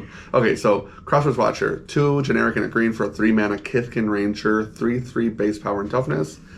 Trample, already starting off strong. Whenever another creature you control enters, this creature gets +1/+0 until end of turn. That's all you have to say, baby. We're gonna start making some tokens. Yeah. This is strong. This is for sure strong, especially if you got any kind of token generation. If you think that this is freaky, have you looked at these guys? Oh yes, I have seen. Miss Meadow Console, by the way, if anyone was wondering. Yeah, just some of these artworks are very, very interesting. Anyways, you've got me on the next uncommon. Oh, I love the names. Like anything with virulent just goes kind of hard for me. Yeah, and the artwork is dope on this. So Virulent Emissary is 1 green, 1/1 with Death Touch. Whenever another creature you control enters, you gain 1 life. Oh, nice. So, So- Soul Sister. Yes. And it has Death Touch. And it has Very Death nice. It's a 1-drop. 1 drop. 1 drop, 1/1 Death Touch. Every time a creature enters, gain a life. Ooh. And it's an elf. It's an elf. That's kind of cool because one of the other Soul Sisters, the Planar Chaos version, that's green, also an elf.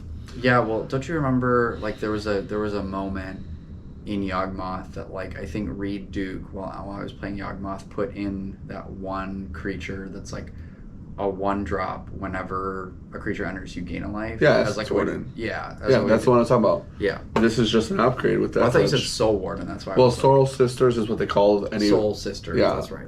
Because Soul Warden and Soul Attendant were the first ones, and now like anytime one of these comes out, they call them Soul Sisters. Yeah, Essence Warden was the Planar Chaos version where they inverted colors for all the cards. Like you got White Lightning Bolt, Green Soul Sister, etc. What a funny set. I would love to see them do a future sight type thing again if we're going to go back to like all these old sets and reinvent the wheel or redo some old ideas. I'd love to see a fucked up 40 mechanic set. Maybe another Gravestorm card or something for all the boomers out there that know what I'm talking about. Next card on the list is Pummeler for Hire. So we've got 5 mana, 4 generic and a green for a giant mercenary. This guy's a big boy. He's a 4/4. Even though he's a 4/4 for 5, you get Vigilance and Reach on him. And he has Ward 2, Hard to Kill. When this creature enters, you gain X life, where X is the greatest power amongst giants you control. That's actually kind of nasty. Right, because it's a minimum Minimum of 4. 4. Assuming you don't get blighted in response. But yeah. Oh, blights on your own creatures. Is there no effect where like you can blight your opponents? I thought there was some that did that. I don't think there's. I'm assuming they're rare, but Yeah, I don't know if there's blighting your opponents. There is cards that say give your opponents -1/-1, like the fairy I talked about earlier, but it's not blighting. But this also has ward, so you like have to. You also have to. Well, it doesn't target. It doesn't target. I guess it's not. Blighting. What I was saying is. Yeah, I know there's like a 3-mana card that's like target. give a guy 4- counters. There's like a black spell. It's 3 mana, 2 generic, and a 1. It says give 4- counters. I know that card exists. We didn't talk about it unless it's one of your honorable mentions. Wait, but does that not target? It does target. I was like, that would be crazy. On target crazy. Yeah, Okay, that card, though, I do think that card, if it's not on your honorable mentions, is a card to look out for. Well, you can't have too many, I feel like. You know, it kind of kills most things in this format. Well, I specifically, like, with this set more than other sets, like, sometimes with other sets, it's hard for me to continue to find cards that I think that will be good. This set, I left a lot off. Oh, yeah. Because I'm trying to keep it condensed compared to what we used to do. Yeah. But there's just so many good cards. So many good cards. Yeah, when you left that card off, I was like, the cards you mentioned were also very powerful. That one specifically, though, I don't know the name of it, but if you want to pull it up really quick, it's like 2 generic and a black. Put 4 minus counters on a guy. You're killing a lot of cards with that. And honestly, I could even see it getting some standard play. It just really depends on how important the minus counters are. Because, like, minus counters is sometimes better than destroy, depending on what you're getting rid of. Like, there's a guy that's present indestructible already, right? Like, this guy's indestructible. Cool. Don't care. Like, that's gonna matter. Yeah, because it matters for stuff like Ouroboros because it gives counters equal to power. Yes. And if it never has power, ever, it will never grow. That's a big deal. And on top of that, you can't, like, if a guy's, like, indestructible, it's not like you can go, I'll use 2 heroes downfalls. Now he's dead, right? But you can go -4 and -4 if you have 2, and, like, boom, he's all the way dead. Even if they get value from the blight, they're not wanting to lose their bodies, I'm assuming. Yeah, it's the card's called Blight Rot. 2 and a black, Blight Rot. Put 4 -1. Blight Rot. And keep in mind that you can use this as like a anti-synergy. Like, they blight themselves, and they're like, cool, as long as he doesn't interact with me, I'm fine. Oh, the guy you just blighted, finish him off before you get to use your abilities or whatever. It's these kind of situations will definitely come up. So now we've got a couple multicolored cards and some honorable mentions, it looks like. Yeah. So I just put 2. I didn't like go crazy on the multicolor stuff because, as per usual, the multicolor cards are like the signposts of the decks that they're trying to be in. So, like, you don't really need to talk about why certain cards are on a list because, you know. I just apparently, I'm realizing this now, I picked like all the tree folk. I just like all the cards I think are awesome are the tree folk. Yeah, I'm simming for the trees. Reaping Willow. It's a tree hugger. It's because they got big butts. Sorry, guys. Reaping Willow. 1, and it's 3 additional mana, but it could either be white or black. Tree folk cleric. It's a 3/6 with lifelink. This creature enters with 2 -1/-1 counters on it. You can pay 1 in either white or black. Remove 2 counters from this creature. Return target creature card with mana value 3 or less from your graveyard to the battlefield. Activate as a sorcery.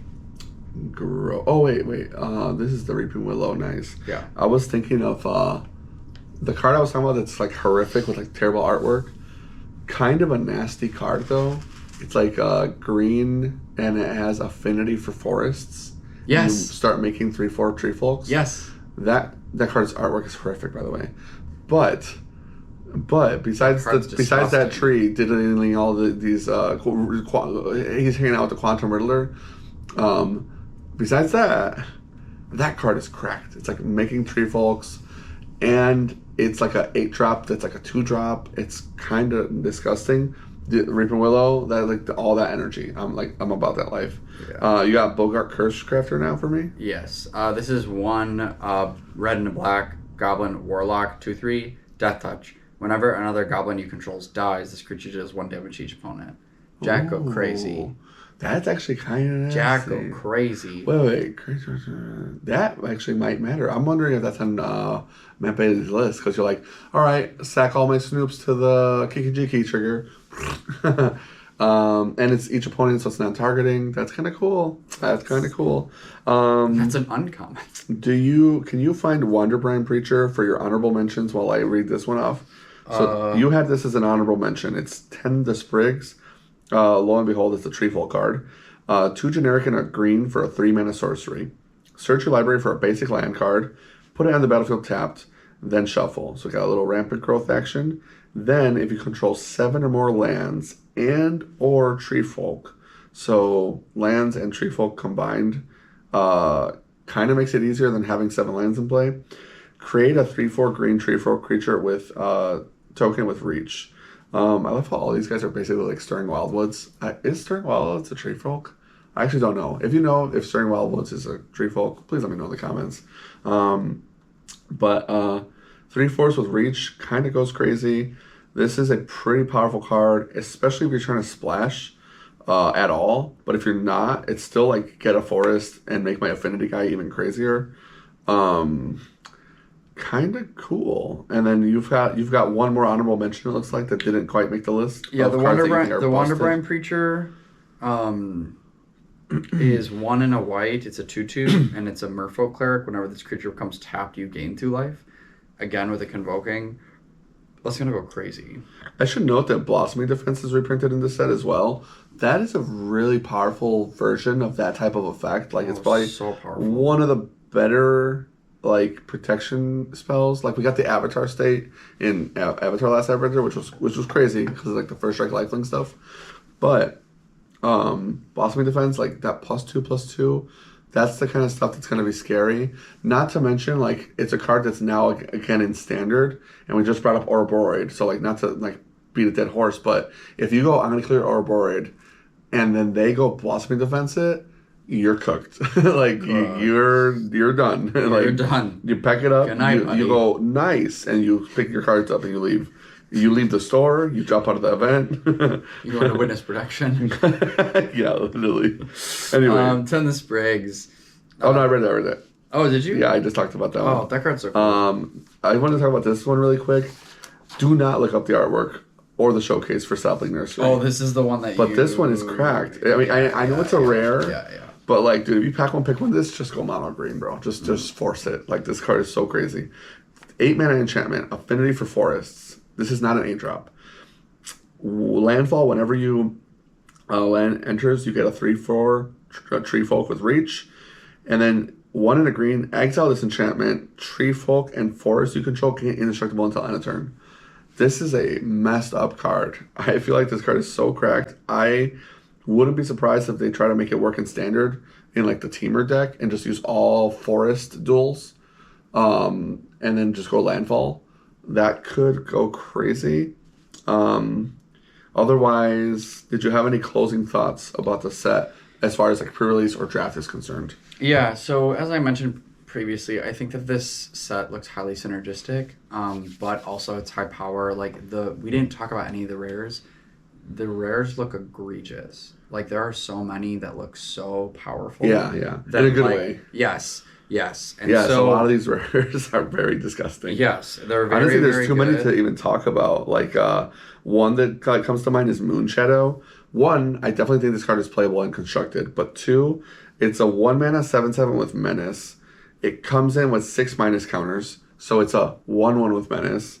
Even if you can't get all the counters off of it, any amount of power it gets for a 1 power or a 1-mana Menace is so efficient mana wise. Like if this is a 3/3 and you paid 1 mana for it and it gets in, like it's like lightning bolt territory of efficiency. That is such a cool card. And the way it works is whenever a permanent is put into a graveyard from anywhere, you take a counter off of it. That's kind of like the easiest thing to do in the game is like put a permanent into a graveyard from anywhere. Right. Because it also works with the milling. Well, and do tokens count? Like if you like sacrifice, and Yes, that should work. Because a token is a permanent, and even though like if tokens exile, they still technically go to the graveyard. yeah, so if I explore, That should work. that token Yes. sacrifices. I'll have to yeah, double check, but I'm pretty sure that works. I'm pretty sure. I'm pretty works sure too. what exiles the tokens is state-based actions. Yeah. They go, these don't belong here. Get them out of the graveyard. If I'm not mistaken, Kai, if you're watching, or any judges, let me know in the comments. I could be a buffoon, but I'm pretty sure I'm right about this. Also, I know they said they were gonna only do one planeswalker per set, but they're a bunch of fucking liars. And we got two, and they're both awesome, and they're both 3-drops. Also, have you seen Oko? Actually, my my employee, my new guy, he's so funny. I had Todd post a meme on our Facebook page that was like the guy with the headphones in, and he's like, and it's like me with my headphones in, and then what I'm listening to, and it was like the puppet video. Yep. But Mark was like, you should do one, and it's Oko, and like the art for Oko, and it's like, bro, why don't they make hot girls in games anymore, bro? like you know, like the incel stuff. Yeah. But like, it's just so funny because Oko, already cool, but damn, they did not have to make him that cool. Like, if you thought he was the ringleader, he is shredded now. Yeah. Oko kind of fucking daddy. Like, like if you look like Oko, you might have to DM me. You might have to DM me. Jeez Louise. I forget someone. I think the guy that plays Yawgmoth all the time. There was some card in black that he was like, if you look like this, DM me. Oh my god, tell me about it. Anything that looks like Morgana or some shit. Yeah.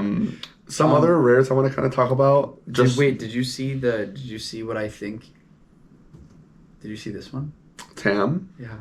Tam Mindful First Year. What do? Well, someone said specifically why I brought this card up is because I know how much you love the lore. Someone Okay. said that this is Veraska and Jace's kid. Oh, really? Yeah.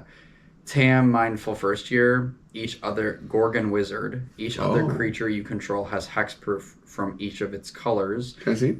Yeah. I just want to see the artwork. And then target creature you control becomes hexproof from target color, or becomes all colors. Oh, that's a good flavor text too. Yeah. If this is actually their kid, first of all, thank you. Second of all, very cool. Yeah, they look cool. I just saw someone post about it online, and I was like, wait, Stan. Yes, finally. This card's also kind of cool. The new figure of Fable. Oh, yeah. That's a cool rare to talk about.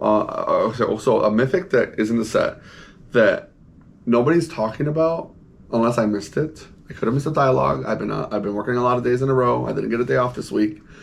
Unless I missed it, I haven't really seen people talking about Meek Attack. Excuse me. And I think Meek Attack is crazy. I know it's not like insane, like actual sneak attack, because it's like a cut down in terms of like what it can put into play. But it's a 3-mana enchantment that says pay 1 and a red to put a creature card with total power and toughness 5, so like cut down or less, from your hand into the battlefield. That creature gains haste, blah blah blah.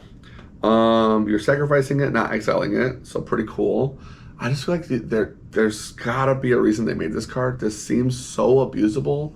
I have to imagine that there's some kind of combo or something that's going to go on with this card. I haven't had a chance to look at all the cards yet.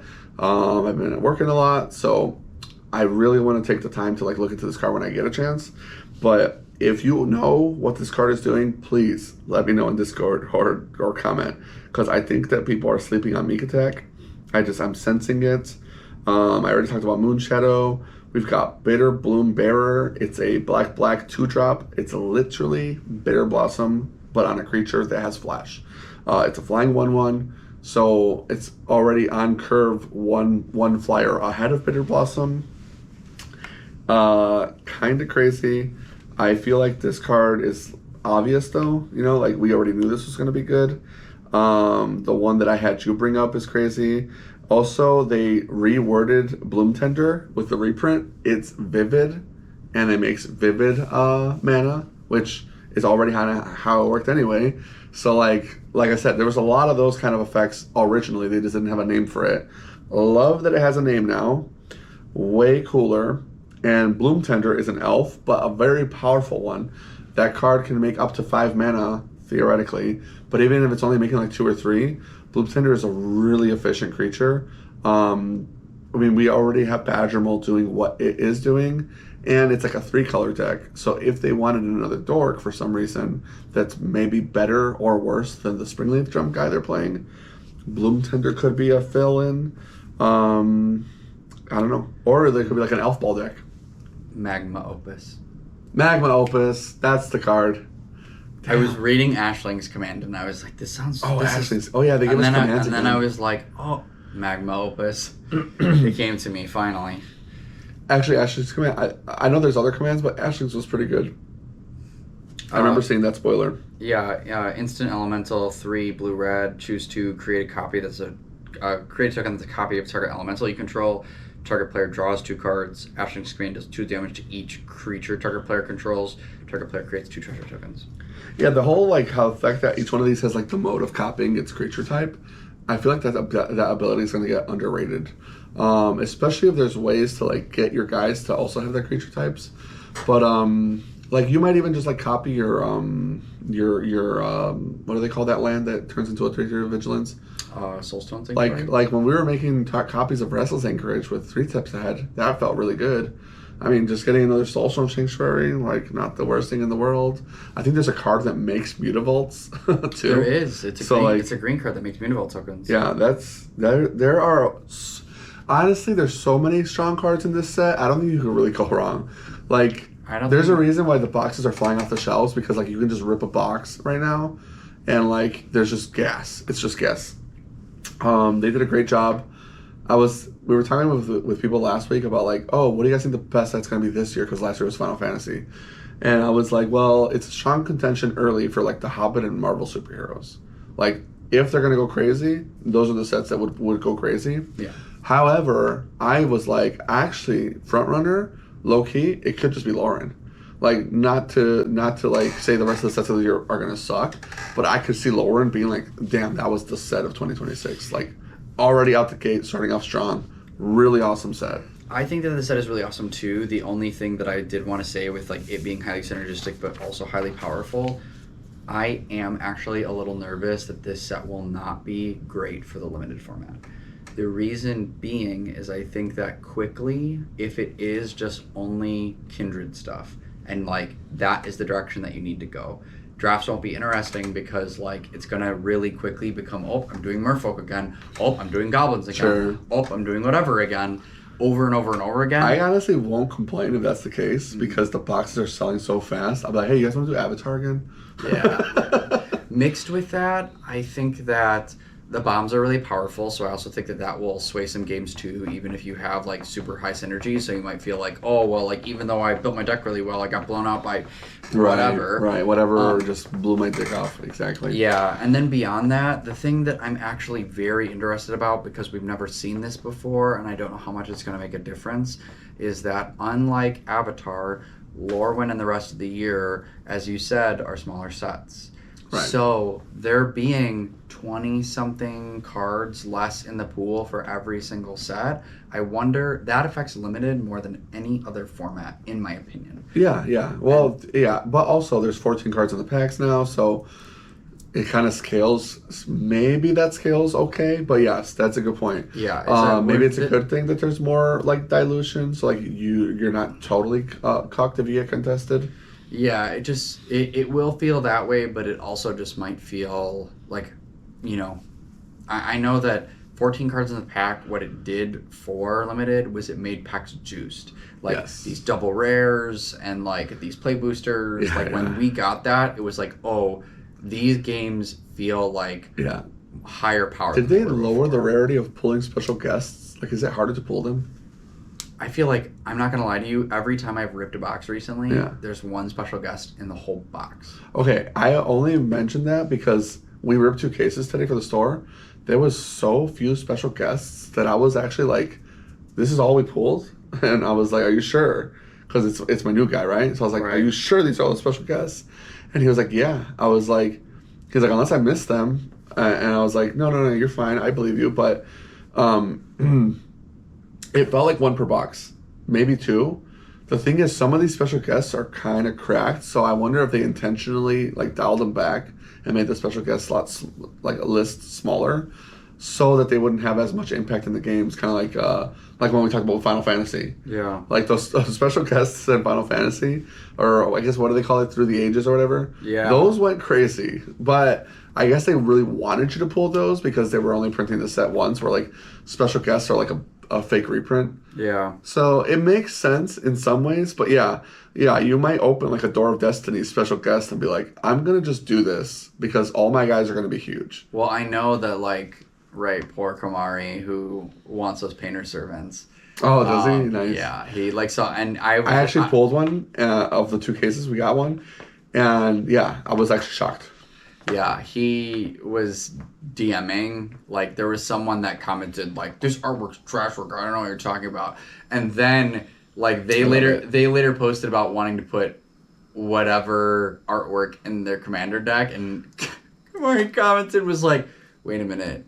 You hated on Painter Servant, but you're putting this slop in your deck. And I was like, oh my god. I love this discourse between someone I kind of know and someone I don't know at all. Yeah. Especially when like your acquaintance is ducking on some random. Yeah. You're like, I don't know what happened over there. Well, also because you got owned. But also because I agree. I really like that artwork of Painter Servant. I like the artwork too, but you simp for the tree folks, so maybe we're biased.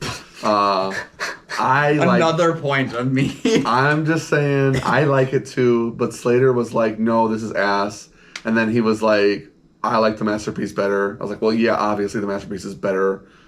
Obviously. What kind of an I was like, yeah. I was like, okay, okay, fine. Yeah, sure. And then he was like, well, I don't hate it, but it's like, I already have the Judge one. And I was like, okay, fine. Like, I get it, you're right, but also, this guy looks cool, man. He's just walking in like... It gives me Maokai vibes. Yeah, or like Ivern, more like, which I really like Ivern. I love Ivern. Yeah, I mean, I like Maokai too, so... I don't know. Tree people kind of go crazy. Now I just got to put cat outfit on them and we're cooked. Cooking. Stop. Maokai. Chopped. I love Maokai. So beyond that, I think that it's important to note, I think white is incredibly powerful in this set. I think black is incredibly black. I think for me, this leans Esper. My worry with like how the limited format will be is that like I think that black-red will be able to hang because black has removal and like red and black have an engine with these blight counter stuff. Yeah. But with how powerful white looks, I'm wondering if some of that stuff is too slow for this format with how powerful it is. And with a high power format, remember always your removal is primo because if they're bomb drops, you've got to be like instant on site, put them down. No Okos here. I'm gonna call it now early as like a hot take. I think that the format for limited will be good and not boring on account of I'm going to picture the good draft players going off the cuff, or I guess off the beat, and not doing these color combos. And instead, when they're getting cut, going like, okay, what's the support color? I'm going to do those 2 colors. Like, black-white is going to go crazy. That's what I'm saying. Yeah, like I could see like you being like, oh, I'm not getting black and green, but I'm getting blue stuff, so let me just pick one of those colors and just get the best cards and still try to do the graveyard thing, but get efficient creatures in both colors. Yeah. And then find some synergies that work, but still make a cohesive deck. And then these other guys are going to be like, oh, we both contested each other, and as a result, both of our decks are just weaker, and that might be how you beat them. Yeah, I think red-white too. Like, I think black-white can care about blight counter stuff. I think that red-white can do like engine-y stuff too. And the fact that we have changelings kind of makes nice flex cards. Although one of the cards that I'm so sad about is like a 5-mana changeling. It's like the generic artifact card that they make every set. And the artwork is so precious, but it's a 5-mana 3/3 boring. I'm like, oh man, you guys couldn't have made this card a little bit better this time. Yeah. The other thing then to note with the limited set is that, right, because it's so synergistic, you can't take generically good cards and put them in your deck. So like, right, if there's a white card that cares about blight, you can't put that in a blue, like a non-blight deck. Yeah, you can't put that in a blue-white deck that cares about tapping. You know what I mean? Yeah. You can if it's the one dude that when it's like your 23rd card, maybe. Well, or if it's the dude that like when you put more creatures on the board, you take counters off him. Yeah. So you're just like get a big dude really quickly. Yeah. That doesn't matter. That's fine. But like if it cares about like blight counters more than once, yeah, you can't do that in a deck like that. Right. And so that will really, really matter. Obviously, too, that there's like blue-red stuff that says like if you cast a spell with 4 or greater, you get some payoff. Okay, well that doesn't work. In if you're doing blue but like leaning closer to merfolk and away from elementals. Like, so that's also important to note when you're considering your decks. And I don't disagree with you. I think the format will be good. The only thing I worry about, which doesn't matter in the year of 2026 Magic because of how quickly sets are coming out, is that people will get bored of it quickly. Sure. If it does become prescribed what the thing you should be doing is what you're supposed to be doing, like, and it's like, oh, I have to go down one of these lanes, right? It will get boring quickly, and then people are not going to want to do it anymore. But I think that like the power and the synergy will make people want to play it. So I don't think it's going to be bad. That's for sure. The only other thing I'm curious about is like there's a lot of rares that are so powerful that might be like pack one, pick ones, like you just want to build around it. I wonder how reasonable it'll be because you know me, I love forcing. I will not pivot. I just love not pivoting. It's just more fun. Like don't get me wrong, I'll pivot TFT like, in draft, but yeah. If you see my TFT account, you're like, wow, this guy knows how to play Yordles. This guy's the Yordle GOAT. He forces. He's a Yordle. But speaking of tribes, I wonder if you get like Maryland, or maybe not necessarily Maryland, but Doran, which is like Abzan. Like if you pack one, pick one, and a Doran, and you're just like, I'm fucking spamming Tree Folks. You know, like I wonder how good that'd be. Even if like maybe your only multicolored card is the Doran, and you're like, I ended up with all the white Tree Folk or whatever color they're in, you know, like the green guys. I'm mono green with a Doran. I wonder how good that kind of deck might end up being as a result of you being like, I'm going down this lane. And there's something to be said about because you're pushing other people out of that with like the signals you're sending. I can't wait to kind of like see what people do and what actual drafting looks like. But for now, pre-release, excited for the weekend. Want to see what people do. Ready for some cooking. I'm really bummed. I believe this is the first pre-release I will miss in a long time. You're not going to be there? I'm not going to be there for anything, no. Oh my Because God. the only time I had available with the youth theater is I either come to the 11:30 after I was at rehearsal until whenever. Yes. Which means I'm driving from Kenosha at 9 o'clock all the way here back. And then driving all the way back in the morning. I guess I could do that, but I will be in pain. That's for sure. It's a lot. I think it's better to just miss. And then I don't get done until 5.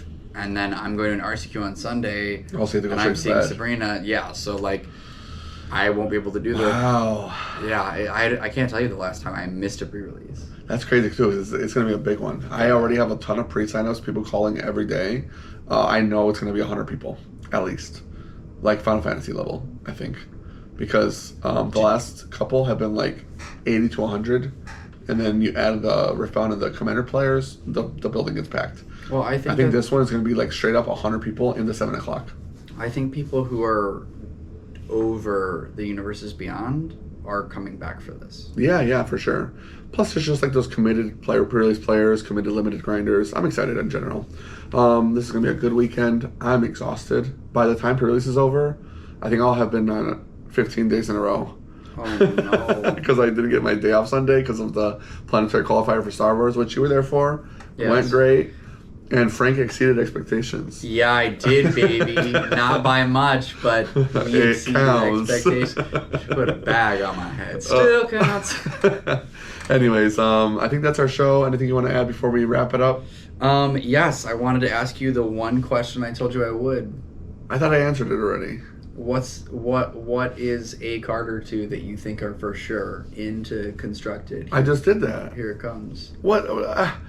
I mentioned them already. Here, I'll list them off, the ones that I just named.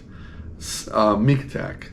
That's my favorite one. If Meek Attack doesn't get played, I'll eat my words again. Bitter Bloom Bearer, guaranteed. Moonshadow, maybe not standard, maybe. I still think it's good. But I feel like I'm going to try Death Shadow with this guy. Like, fetch lands trigger this guy so easily. Oh my gosh, you're so right. Yeah. The one I had was Personify. That was the 1 and a white instant. Exile target creature you control, then return that card to the battlefield under its owner's control. Create a 1/1 colorless shapeshifter creature token with change. Yeah, that card's so fucked. It's an instant speed flicker. You also get a body. Yeah, you get a body. The evoke creatures go crazy. I want to say Curb Swap is kind of interesting because it's like a changeling. I think Bloom Tempter is good. There's just the problem is there's so many. I think that so many of these cards get played. That you're like spoiled for choice, especially if you go down like a tribe, like Sapling Nursery, for example. Even though I hate the artwork, How about really strong card? How about for our boy Govern Ringleader, Champion of the Weird? What's that one? This is what you talked about with Blighting. Oh, I see it. Yeah. Yeah, so it's 3 and a black. As initial cost to cast a spell, behold a goblin and exile it. He's making 1,000,000 tokens. Just exile one of those. Yeah. Pay 1 life, blight 2. Target opponent blights 2. Activate only as a sorcery. So you blight one of your own creatures, which then you can trigger that goblin that does the when it dies ping. Yes. And then they're also losing a blocker. Right. Yeah, these kind of cards are actually kind of nasty. And there is blighting your opponents. I remember now. Like even like cards like Bristlebane Battler, where it's like a 2 mana 6/6, but it like gets minus all the way to the 1/1. It's a caveat for removing counters is creatures entering. It's like, okay, well, that's basically as free as it gets, and I'm playing green already. I don't know, man. This set feels like Final Fantasy. I've got one. Okay, go. Kinscare Sentry. I hope I pronounced that right. Okay. 1 and a white. Kithkin Soldier. First strike, lifelink, 2/2. Yeah. When this creature attacks, you may put a creature card with mana value X or less from your hand onto the battlefield tapped and attacking, where X is the number of attacking creatures you control. Make White Weenie good again. Think about this. You have this out and Voice of Victory. Yeah. Voice of Victory, trigger Mobilize, have that resolve first, 2 attacking creatures, have this resolve, you have 4 attacking creatures. Yeah. This is turn 3, drop in a 4-drop. Another crazy one is Rise, the white one that has flash. His ability is when he enters, another target creature gains persist until end of turn. So like you can flash him in to save one of your guys. That's already kind of cracked. The fact that he has this second ability where it's pay a white, tap, remove any number of counters from target creature you control. Okay, there it is. All right, my 1 mana is a 7/7 now. My Kin Battler guy that I just mentioned is a 2 mana 6/6, and then there's one other card actually in green that you didn't mention that I saw that I think actually is kind of messed up for limited.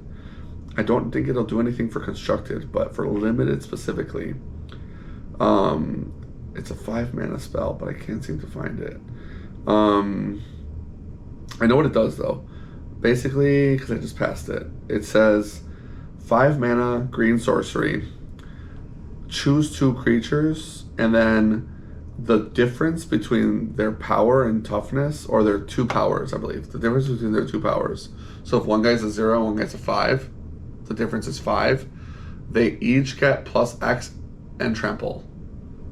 So like you're already kind of blighting in that color with green, but tree folks also have these huge like weird plus powers, or giants if you're just trying to find a guy like that's big beefy, or somebody like Vinebread Brawler who's just like a 3 mana 4 power, and when he attacks, or I guess that's what it was because it's an attack trigger. But if you like Blossoming Defense to make a guy bigger for whatever reason, anything to spread that like range, the fact that you're giving both creatures trample and they're both going to get big, like That's a one shot.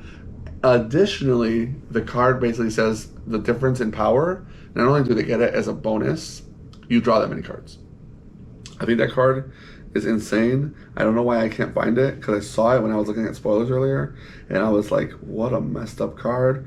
It's just that I was just kind of giga depressed that it was a 5-drop because I wanted to play it as like a standard card. You know what I mean? Sure. I don't see it on the list though. I'm tripping balls. Oh my god, Lissalana Dignitary. Dude, there are so many nasty cards in this set. The Blossoming Defense is going to be scary. These elves are actually pretty scary too. I kind of wish that Modern got a toy. I don't think elves got a toy from Modern, if I'm not mistaken. Oh, for Modern specifically. Unless I asked Matt Bailey, but I think I asked him and he was like not impressed with what we were seeing. But go ahead. Oh, I found it. Spry and Mighty. No wonder you didn't talk about it. It's a rare. So yeah, True. This makes sense that it's a rare. Sorcery, choose 2 creatures you control. You draw X cards, and the chosen creatures get +X and X, and gain trample, where X is the difference between their chosen powers. Dude, that's nuts. I think that card's gonna like. I think that's actually worth pack one, pick winning. I'm also wondering if there's any type of Abigail Eloquent first year. So it's either a white-black and a white-black. It's a legendary creature, bird, bard, 1/1. It has flying, first strike, and lifelink. When Abigail enters, up to one other target creature loses all abilities. Put a flying counter, a first strike counter, and a lifelink counter on that creature. Could you do that? Like if there's a creature that has like, I don't know, really bad, like it's a crazy body, but it's got downside. And then you just go, cool, this now is a nothing, but it has first strike, flying, and lifelink now? Bird Bard. That's kind of goes hard. Abigail. Yeah, the artwork's dope. Flying, first strike, lifelink. First of all, this is a bird. I think that we have like weird bird synergies in the format in Standard right now too. Kind of cool. Just in case there's like sneaky tribes like angels. Enters up to one other target creature, loses all abilities. Put a flying counter, a first strike counter, and a lifelink counter on that creature. So what was the question specifically? Like you're saying, like you could just make a guy have those 3 abilities? Yeah, like if you think about that, like Regisaur, for example, where it's like a 7/4, Yes. but it makes you discard every turn, you just go, cool, it loses its abilities, it's now a first strike, flying, lifelink 7/4. Well, the one I'm thinking about is Pugnacious, whatever the heck. where Oh, it's like a Pugnacious 6/6. Hammerskull? Yeah. Yeah, it's a 6/6, 6/6. and it doesn't untap when you attack. No, when you attack, it gets a stun counter on it. If it attacked alone. No. Or you in don't- general. If you don't control a dinosaur. Oh, that's what it is. Right, so you just remove that ability, and Yeah, now you it's remove a that ability flying and first flying strike. for strike lifelink. Yeah, that's that. Yes. Yeah. Those creatures will go crazy. Right. That's what she's for. I agree, 100%. That's gonna go crazy. Now, well, I didn't know this was a card. I actually didn't see that. Now I'm wondering what else you could do that with because that's gonna go crazy. The On top of that, like you can Mockingbird with it and get the same ability. Like you're just like spreading them on all your guys if you really want to. The last card I'm going to mention is for our boy Goblin Ringleader. This was actually the Goblin I was the most excited about. Also, what is with this set and making goblins that like one of them looks like a boar. This one kind of looks like the Lorax. There's other ones that look They're all like regular supposed to goblins. be. Well, I think the difference in art style there is Lorwyn and Shadowmoor. Got it. Because there's like the day side of the plane and the night side. They really do look like different creatures. But anyway, Taster of Wares. It looks like a goat Lorax. When this creature enters, target opponent reveals X cards from their hand, where X is the number of goblins you control. Yeah, I remember. You choose one of those cards that player exiles it. If it's an instant or sorcery, it's just like X cards. Oh, it's only one of those cards. Okay, I thought it was like they reveal that many. So like you many. might not see their whole hand. But you pick one. Got it. This isn't as broken as I thought, but I thought it was like exile for the number of goblins I have. It's a goblin sin collector basically. It's gonna be decent. Right, but I was thinking that it was like I have 5 goblins. Yes. You lose your The whole thing is, hand. it's not Thoughtseize, it's sin collector. Like you're taking it and you're just going get rid of the card. Like my guy doesn't die and like you get it back like a brain maggot. Right. or deep cavern bat, I guess, for the. I just thought it was like thought erasure on a goblin. I was like, thought erasure for goblins is crazy. Yeah. I was like, goblins would be tier 1 because you could just like. Oh, you thought it was Mind Twist. Yes, or thought distortion. What's the sixth Thought man? distortion? Yeah. Distortion. Mind Twist is like the Black X one that's like banned in Legacy. Yes. Yes, I thought it was. I'm not kidding. I thought it was thought distortion. If it was Mind Twist, bro, I think they would be. Somebody would have to twist their nuts because they would be doing the boof. They'd be boofing, bro. They'd be like. At the design team, like it'd be some crazy stuff. Yeah, it's like that. It's like that meme of Leonardo DiCaprio where he's like laughing and drinking something. He's got the lung, and he's like, "That's them at the design thing." Exactly. All right, anyways. Now that's actually our show. All right, for sure. Yeah, we're gonna wrap it up here. I'm exhausted. I can't actually keep my eyes open anymore. It's also been 2 hours, I'm pretty sure. So. With that being said, if you watched this before pre-release, thank you. If you get to watch it later, hopefully this helps you with draft, or you just had a good time with some of our rambling. If you were here the whole time, thank you so much. Really appreciate that. With that being said, shout outs as always to our patrons. You guys are the best. Shout outs to the viewers that are just with us for the show. If you want to double check one more time, if you have subscribed, we're trying to reach 1,000 by the end of the year. And shout outs to our boy MTG Chicago, our buddy Sal. Painter Servant, Riftbound Chicago. He's the best. He does our thumbnails. He helps us out. Gets our videos out really fast with the minimal editing that we do. And then shout out to Nancy Steroids, intro and outro music. And check out their profile. They pump music pretty frequently, and apparently you guys actually check it out, which gives them a small bump in views, which is awesome. We love to hear that. And shout out Sports Hack Gaming for letting us record here. It's also my shop, so if you want to support in other ways and get some product, I'd love to ship you out some cards. Check out our website, ship you what we can. Maybe I can get you a box of Lorwyn if your local game store is charging too much. I've had more than one friend tell me, like from Indiana, Florida, Texas, whatever.